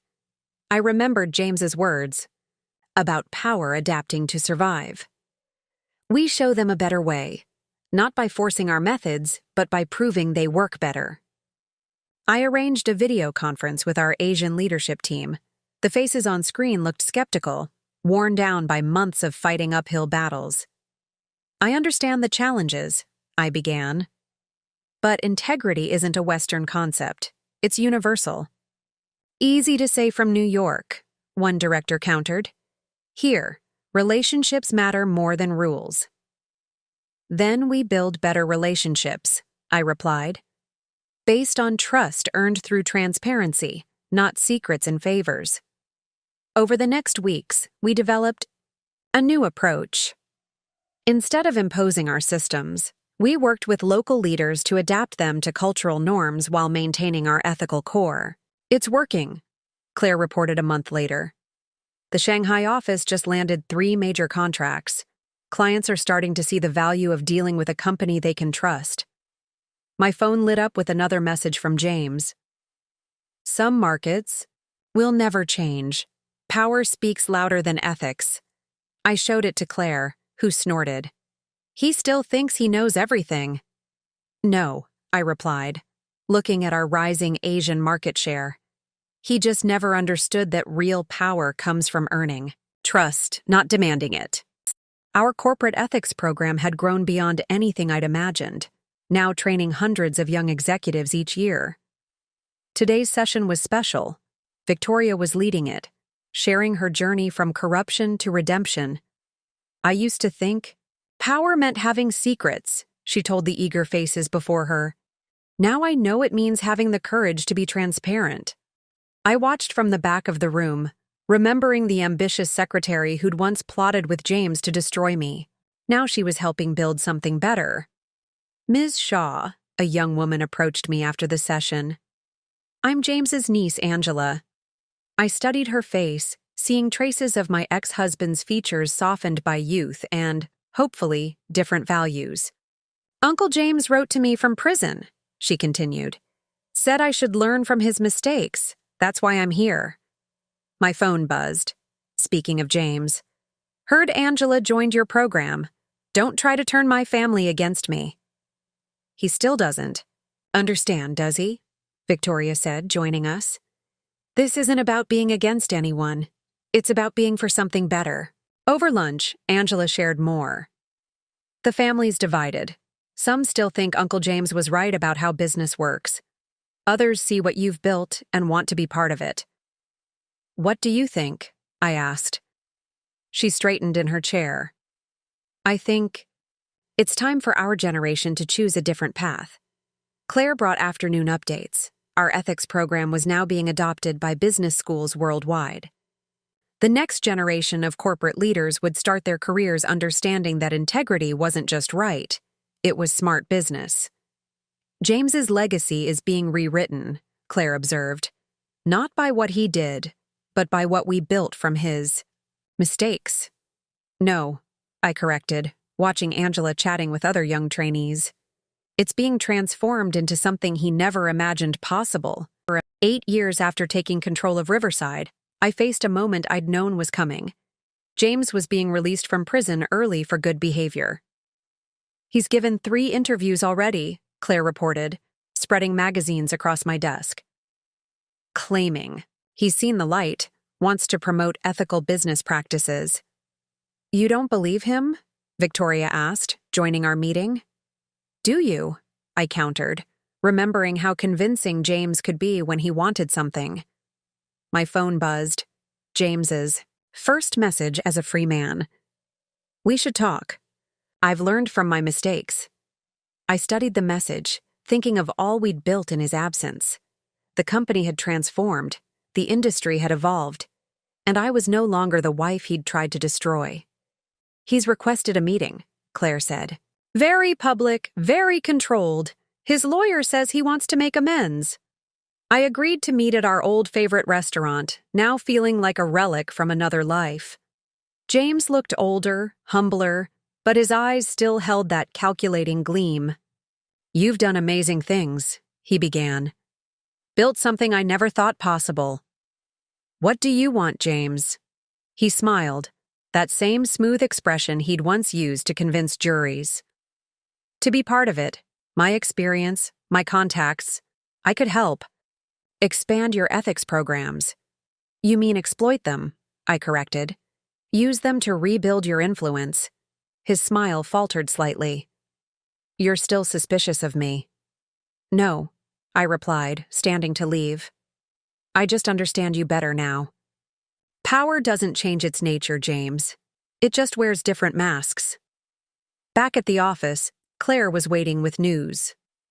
He's already reached out to some of his old contacts, trying to position himself as a reformed insider who can help companies navigate the new ethical landscape. I laughed softly. Same old James, always looking for an angle. Want me to shut him down? No, I decided, looking out at the city skyline. Let him try. Every move he makes just proves why our way is better. My phone lit up with messages from concerned board members about James's return. I replied with a simple message. The best defense against old corruption is new integrity.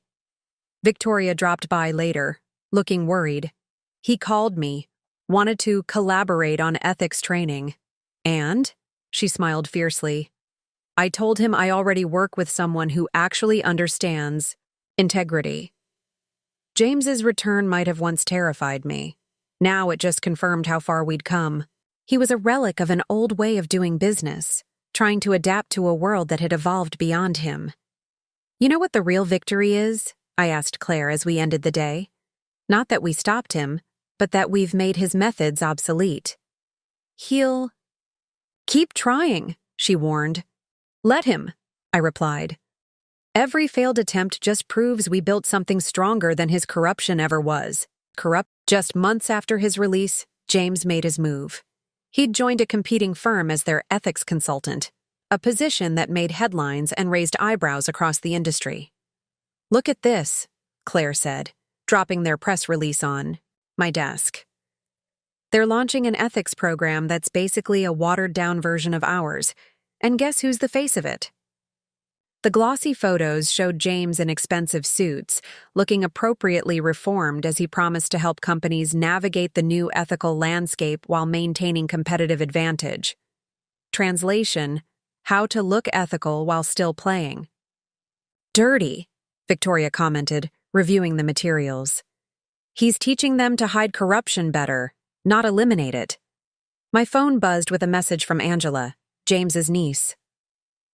Uncle James asked me to join his team. Says he can fast-track my career better than your program can. He's recruiting, Claire noted, building a new network under the guise of reform. I smiled, remembering how James had always underestimated me.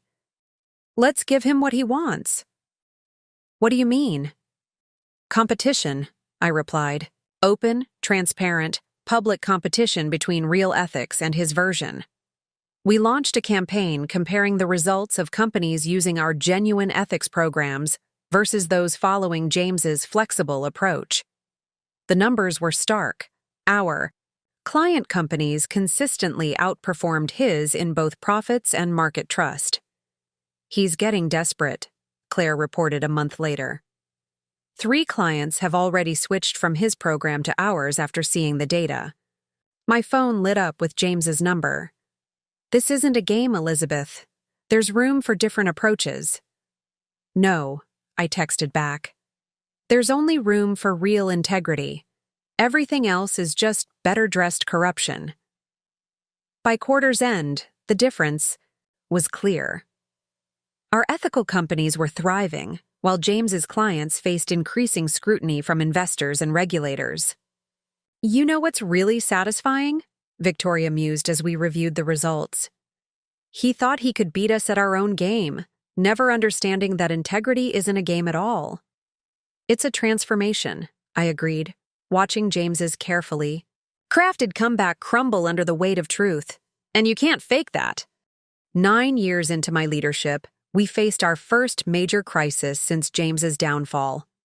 A global financial downturn was hitting companies hard, and some board members were suggesting we relax our ethical standards to maintain profits. Other companies are cutting corners, one director argued during an emergency meeting. We're losing market share by sticking to these strict policies. I stood at the head of the table, remembering all the times James had justified corruption in the name of profit. That's exactly why we need to maintain our standards. When everyone else compromises, integrity becomes even more valuable. My phone buzzed.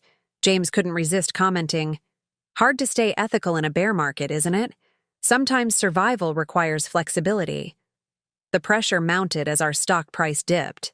Shareholders were nervous, competitors were gaining ground, and James's consulting firm was attracting clients with promises of practical solutions for challenging times.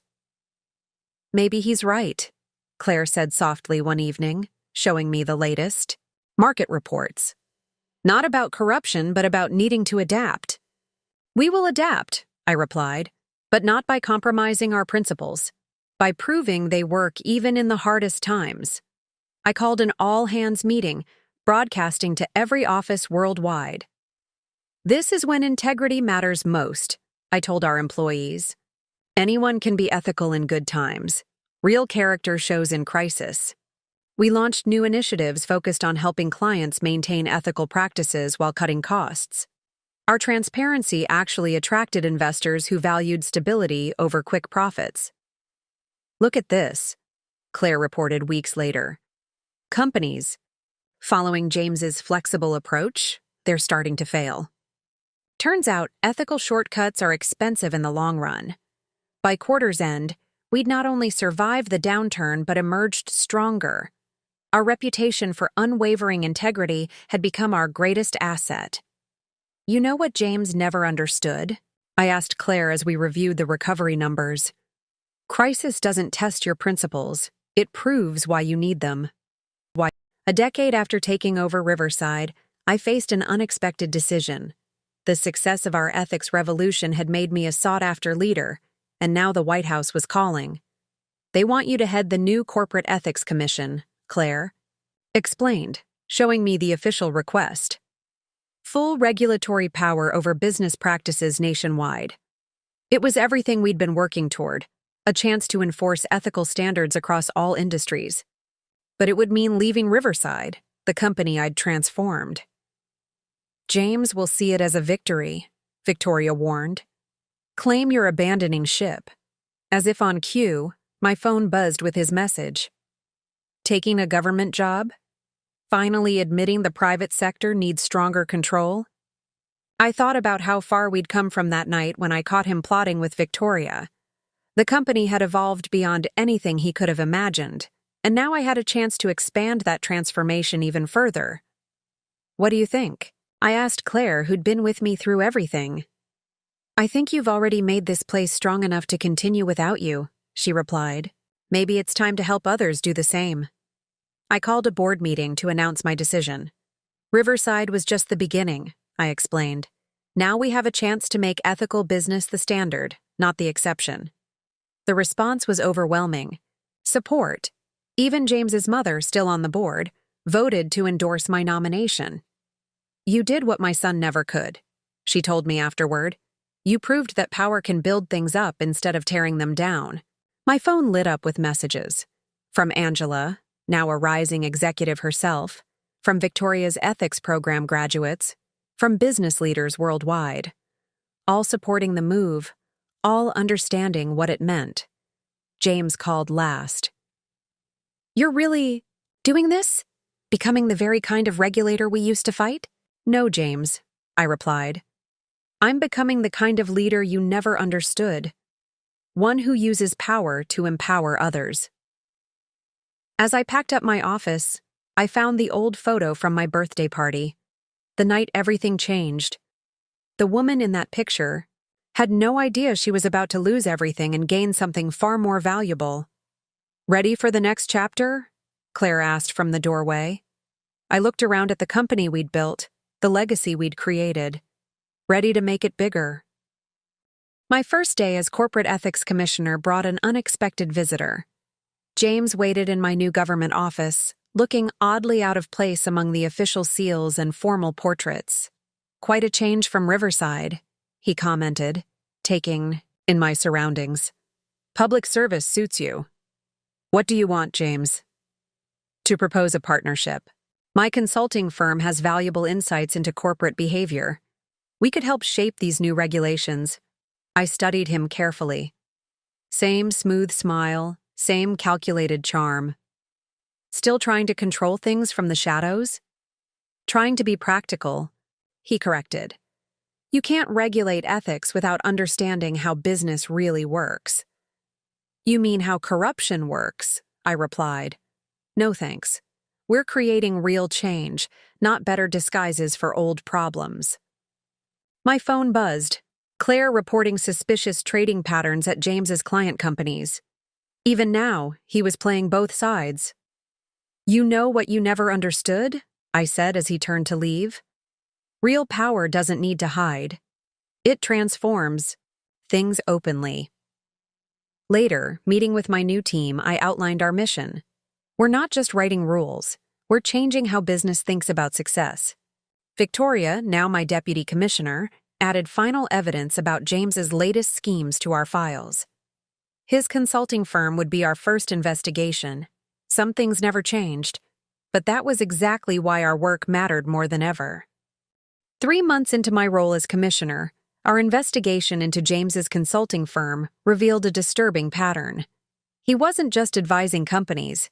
He was creating a new network of corporate corruption disguised as ethics reform. "Look at these connections," Claire explained, spreading documents across my desk. Every company that hired his firm shows the same pattern of hidden transactions and offshore accounts. "He's teaching them our methods," Victoria added, "but twisted to hide misconduct instead of preventing it." My phone lit up with a warning from Angela. "Uncle James is calling emergency meetings with all his clients. He knows you're on to him." I gathered my team. We had one chance to expose this before James could cover his tracks. Time to show him what real regulatory power looks like. Within hours, we launched simultaneous audits of every company connected to James's firm. The evidence was overwhelming, and this time, there would be no easy escape. "Your days of playing both sides are over," I told him when we finally met. "You taught me how to spot corruption. Remember?" James's carefully crafted facade finally cracked. "You've become everything we used to fight against." "No," I corrected. "I've become what you never could. Someone who uses power to create positive change." As the investigation closed in, James faced a choice: cooperate and help dismantle the corruption he'd built, or face even stronger consequences than before. Some lessons, it seemed, had to be learned twice. With James's consulting firm exposed and shut down, I focused on building something lasting. Our new regulatory framework was transforming corporate America, making ethical business practices the standard rather than the exception. Companies are actually competing to show who has better ethics programs, Claire reported during our weekly briefing. "Remember when James said that would never happen?" My phone buzzed with messages from business schools wanting to study our methods. The next generation of corporate leaders would start their careers understanding that integrity wasn't just right, it was essential for success. Victoria brought news from our training division. Even James's old clients are joining our certification program. They finally understand that real ethics isn't about looking good, it's about being good. "You know what the real victory is?" I asked my team as we reviewed our progress. "Not stopping corruption, but making it obsolete." James's final message arrived as we prepared to launch our Global Standards Initiative. "You've won. But remember, power always finds a way." "No," I replied. "Leadership finds a way. Power just follows." Looking out at the city skyline from my office, I thought about how far we'd come from that birthday party where everything changed. James had tried to destroy me, but instead, he'd forced me to become something stronger, a leader who transformed not just one company, but an entire industry. Sometimes the best revenge isn't just success, it's using that success to make sure no one else faces the same betrayal. 18 months into my role as commissioner, a new threat emerged. A coalition of old guard executives, including some of William's former allies, launched a campaign to weaken our ethics regulations. They're claiming our standards are hurting American competitiveness, Claire reported, getting support from some members of Congress. James's fingerprints are all over this, Victoria noted, reviewing the proposal. Same arguments, same tactics, just better hidden. My phone buzzed with news that several key senators were backing the initiative. The old network was still powerful, still fighting against change. I called an emergency press conference. "These regulations aren't hurting business," I declared. "They're hurting corruption, and that's exactly what they're designed to do." Later, meeting with congressional leaders, I presented hard data showing how ethical companies consistently outperform their competitors. You want American business to be competitive? I challenged them. Then let's compete on integrity, not corruption. The vote to weaken the regulations failed. Another of James's shadow moves thwarted. Some people never learn, Claire observed as we watched the vote count. No, I corrected. Some people never change. That's why we have to. The victory strengthened our position. More companies voluntarily adopted our highest standards, seeing the advantage of getting ahead of regulations. James's only response was a short text. You can't regulate morality. No, I replied. But we can reward integrity and punish corruption. You taught me that power responds to consequences. Looking out at the Washington skyline, I realized each challenge just made our reforms stronger. James and his allies were fighting yesterday's battles while we were building tomorrow's standards. 2 years into my role as commissioner, Angela, James's niece, brought an unexpected opportunity. She'd risen to become CEO of a major tech company, and now she wanted to pilot a new kind of corporate ethics program. It's not just about preventing corruption, she explained in my office. It's about using technology to make ethical behavior the easiest choice. I studied her proposal. AI-driven compliance systems, real-time transparency tools, blockchain-based transaction tracking. Everything James had fought against transformed into competitive advantages. Your uncle won't like this, I noted. Uncle James belongs to the past, she replied firmly. I'm building for the future. Claire brought data from initial testing. Companies using Angela's systems were seeing unprecedented levels of investor confidence and customer trust. She's taken everything we built and evolved it, Victoria observed, made it stronger. My phone lit up with James's reaction. Using my own family against me now? No, I texted back. She's choosing her own path, just not the one you wanted. The program expanded rapidly. Other companies, seeing the benefits, began adopting similar systems. The next generation was taking our reforms and making them their own. You know what really bothers him? Angela said during a follow-up meeting. Not that we rejected his methods, but that we made them obsolete. Looking at this younger, better version of corporate leadership, I realized we'd done more than just stop corruption. We'd changed how the next generation viewed power itself. The old networks weren't being destroyed. They were being transformed. And that was a victory even James couldn't deny. The Nobel Committee's announcement caught me by surprise. The prize in economic sciences, awarded for transforming corporate ethics from a regulatory burden into a driver of economic success. They specifically cited how you turned personal betrayal into systemic change, Claire said, reading the notification. From one company to an entire economic philosophy. Victoria brought headlines from around the world. Former CEO who exposed corruption wins Nobel, and ethics revolution leader honored. My phone buzzed with a message from James. Congratulations, you've proven me wrong in ways I never imagined possible. For once, he sounded sincere. The ceremony in Stockholm was surreal. Standing at the podium, I saw faces from every phase of my journey. Claire, Victoria, Angela, even James's mother beaming proudly in the audience. Real change, I told the gathered dignitaries, doesn't come from fighting corruption. It comes from making integrity more powerful than corruption ever was. Later at the reception, Angela shared news about her ethics technology platform. Companies worldwide were adopting it, creating a new standard of transparent business. You know what Uncle James finally understood? She said quietly. That you didn't just beat him. You made everything he believed in irrelevant. My phone lit up one last time. Another message from James. You didn't just change business. You changed how power itself works. No, I replied. I just showed what was possible when you choose to use power for transformation instead of control.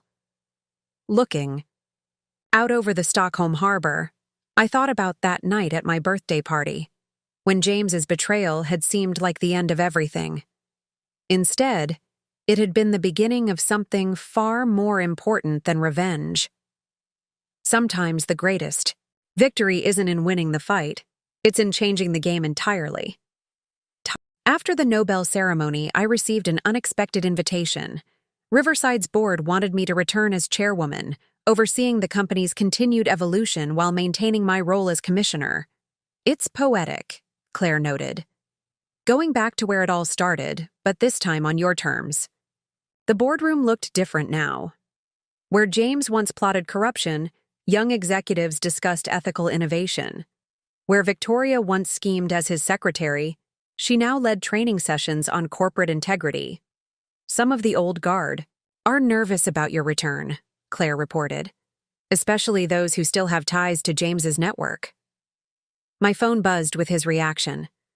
Back to finish what you started? No, I replied. Back to build something new. The first board meeting under my leadership focused on expanding Angela's ethics technology globally. The same room where James once planned my downfall now hosted discussions about transforming business worldwide. You know what's really changed?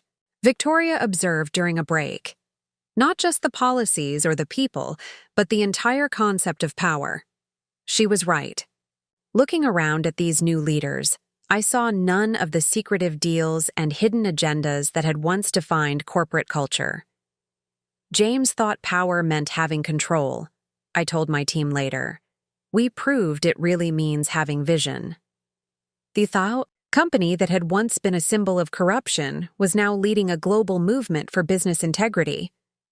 Sometimes the best revenge isn't just winning, it's transforming the battlefield itself. James requested a meeting shortly after my return to Riverside. We met in the same conference room where I'd first discovered his betrayal years ago. You've done the impossible, he admitted, looking around at the changed environment. Not just beaten the old system, but created a better one. Why are you really here, James? He placed a thick folder on the table. Because I finally understand what you've been building, and I want to help. Inside were details of remaining corruption, networks, names, dates, transactions. Everything he'd kept hidden even after his first downfall. Why now? I asked, studying the documents. Because Angela showed me something, he replied. That real power isn't about controlling systems. It's about improving them. My phone buzzed with a message from Claire. Our investigators had already verified key parts of James's information. This will take down the last of the old guard, Victoria noted, reviewing the files. I studied my ex-husband carefully. The arrogant corporate shark was gone, replaced by someone who finally seemed to understand real change.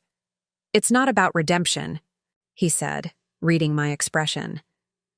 It's about finally choosing the right side of history. Sometimes the greatest victory isn't defeating your enemies. It's watching them transform themselves. 3 months after James's revelation, the corporate landscape had shifted dramatically. His information led to the exposure of deep-rooted corruption networks, but more importantly, it sparked a wave of voluntary reforms. Companies are competing to prove their ethical standards, Claire reported. They've realized integrity is the ultimate competitive advantage. Angela's technology platform had become the global standard, making transparency not just mandatory, but automatic. The old ways of hidden deals and secret accounts were becoming technically impossible. You've created something remarkable, James said during a public ethics forum where he now spoke about his own transformation. Not just regulations, but a new business culture. My phone lit up with news of another major company adopting our highest standards. The revolution we'd started was now self-sustaining. You know what really changed? Victoria asked as we watched young executives present their latest ethical innovations. Not just how business works, but why it works. She was right. The power dynamics that James had once manipulated had been transformed into forces for positive change. The next generation won't even understand how the old system worked, Claire observed. Good, I replied, thinking of that night when everything changed. That means we've truly succeeded. Sometimes the greatest victory isn't in what you destroy, but in what you build to replace it. James had taught me about power, but I had learned how to transform it into something better. Looking out at the future we'd created, I realized that the best revenge wasn't just success, it was making sure that no one would ever need revenge again. Angela's presentation to the board silenced the usually chattering executives. Her new AI-driven ethics system wasn't just an improvement on existing compliance tools, it was a complete reimagining of how corporate integrity could work. Traditional. Compliance is reactive, she explained, displaying complex data streams across the boardroom screens. We catch problems after they happen. But this system identifies the patterns and structures that enable corruption before it can take root. I watched from my chair at the head of the table, remembering how James had once sat here plotting my downfall. Now his niece was presenting technology that would make his entire approach to business impossible. The AI analyzes everything, Angela continued. Financial transactions, corporate communications, organizational structures, even meeting patterns. It identifies potential ethical vulnerabilities before they can be exploited. Claire passed me the initial test results. 3 major corporations had piloted the system over 6 months. The numbers were staggering. Insider trading attempts dropped to 0. Financial misreporting was caught and corrected in real time. And attempts to establish shadow accounts or hidden ownership were instantly flagged. But the real breakthrough is this, Angela said, switching to a new display. The system doesn't just prevent corruption, it actively suggests more ethical alternatives. It's like having an integrity consultant watching every aspect of operations 24/7. My phone buzzed with a message from James. Is it true? Has she really found a way to make corruption technically impossible? I showed the message to Victoria, who had helped develop the training protocols for the new system. He still doesn't get it, she whispered. It's not about making corruption impossible. It's about making integrity easier and more profitable. The board's questions were intense, probing for weaknesses or loopholes. But Angela had answers for everything.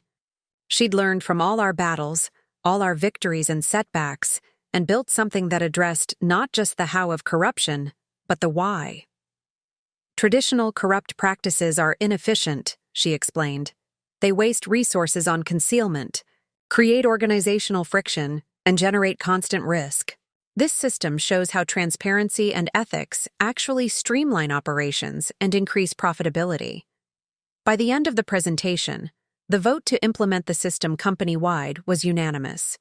More surprisingly, several board members immediately called their other companies, wanting to implement it there as well. Later, in my office, Claire brought reports of the system's impact spreading beyond just preventing corruption. Companies using it are seeing improved decision-making across the board. It's like the transparency is contagious. Because ethical behavior isn't just about following rules, I replied, thinking of how far we'd come from the days of James's secret deals and hidden accounts. It's about creating a culture where doing the right thing becomes natural. Victoria joined us with more news. Other tech companies were already reaching out about licensing the system. We could make this the new standard worldwide. That's exactly what we're going to do, I said, looking at the city skyline. James thought he was teaching me about power. Instead, he inspired a revolution he never could have imagined. The system didn't just make corruption harder, it made integrity the path of least resistance. And that, I realized, was the ultimate victory over everything James had represented. The impact of Angela's ethics AI system rippled through the corporate world faster than anyone expected. Within months, companies were competing to show they had the highest integrity scores, and executives who had once prided themselves on cunning. Deal-making now boasted about their transparency ratings. Look at this, Claire said, bringing me the latest industry reports. Companies using the system are seeing their stock prices rise an average of 30%. The market is actually rewarding ethical behavior. I studied the data carefully. The transformation went beyond just preventing corruption. It was changing how business itself operated. Companies were finding that transparency and integrity created efficiencies and opportunities they'd never imagined possible.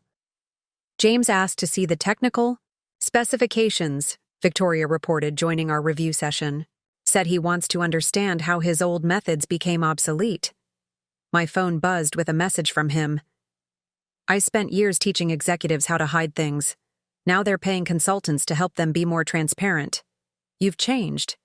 The fundamental rules of business. The system's success had sparked a wave of innovation in ethical business practices. Young entrepreneurs were creating new companies built entirely around transparency and integrity, competing successfully against established players still clinging to old ways. Harvard Business School just made our case study required reading, Claire announced, showing me the curriculum update. They're calling it The Ethics Revolution: How Corporate Integrity Became a Competitive Advantage. The transformation wasn't just technical, it was cultural. The next generation of business leaders was growing up with fundamentally different assumptions about power and success. Remember when James said ethics were a luxury companies couldn't afford? Victoria mused during our strategy meeting. Now they're discovering they can't afford not to be ethical. Angela's system had done more than just prevent corruption. It had proven that integrity was more profitable than deception. Companies using it weren't just avoiding scandals, they were operating more efficiently, attracting better talent, and building stronger customer relationships. The real breakthrough, Angela explained during a global business forum, was showing that ethical behavior isn't a constraint on business, it's an accelerator. Even James's old allies were adapting. William Harrison's protégés were now leading the charge for transparency in their own companies, having seen the writing on the wall. You haven't just beaten the old system, James admitted during a rare conversation. You've made it extinct. Everything I thought I knew about power and success, it's all obsolete now. Looking out at the transformed business landscape, I thought about that night when I'd discovered his betrayal. He'd thought he was ending my career. Instead, he'd sparked a revolution that would make his entire approach to business impossible. The next generation won't even understand how the old system worked, Claire observed as we watched young executives present their latest ethical innovations. Good, I replied. That means we've truly succeeded. The transformation wasn't just about preventing corruption. It was about creating a new understanding of what business success could be. And that was a victory even James had to acknowledge. 10 years to the day after discovering James's betrayal, I stood in my office at Riverside preparing for a transition. The company had grown beyond anything we'd imagined, not just in size but in impact. Our ethics-first approach had become the global standard, and now it was time for the next generation to take the lead. The board's vote was unanimous, Claire reported, bringing in the final paperwork. Angela will become chairwoman next month. They want you to focus on expanding the ethics infrastructure globally. I looked around the office that had once been James's domain. Where he had plotted corruption, we had built integrity. Where he had seen power as control, we had transformed it into a force for positive change. Look at these numbers, Victoria said, spreading the latest reports across my desk. 90% of Fortune 500 companies now use our ethics systems. The old ways of doing business are practically extinct. My phone buzzed with a message from James. I've been reflecting on everything. You didn't just prove me wrong.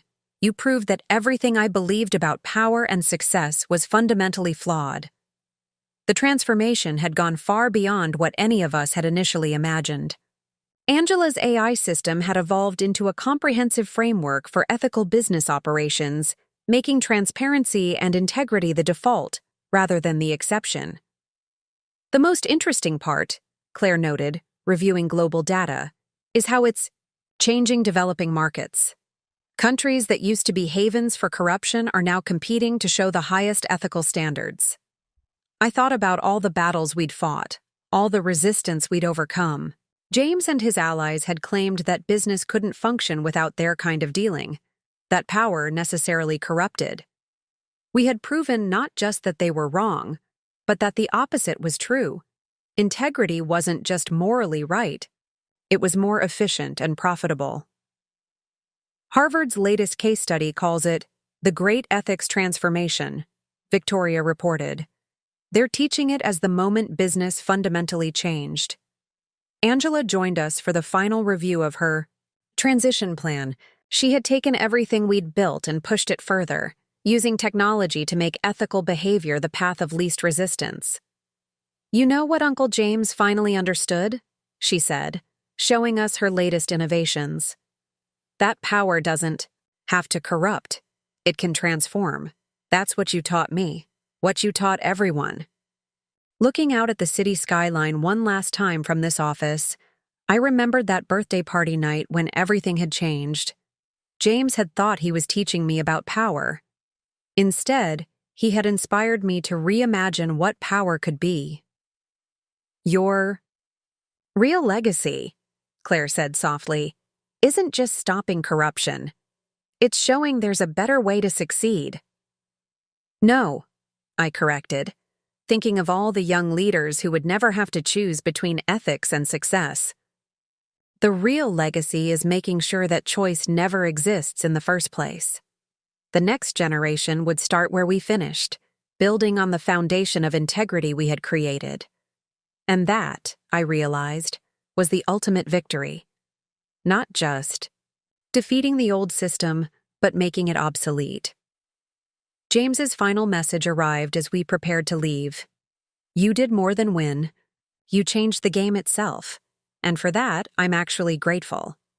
Sometimes the greatest revenge isn't in defeating your enemies, but in transforming the battlefield so completely that their weapons become museum pieces. We hadn't just won the fight for corporate integrity, we had changed the very nature of business itself.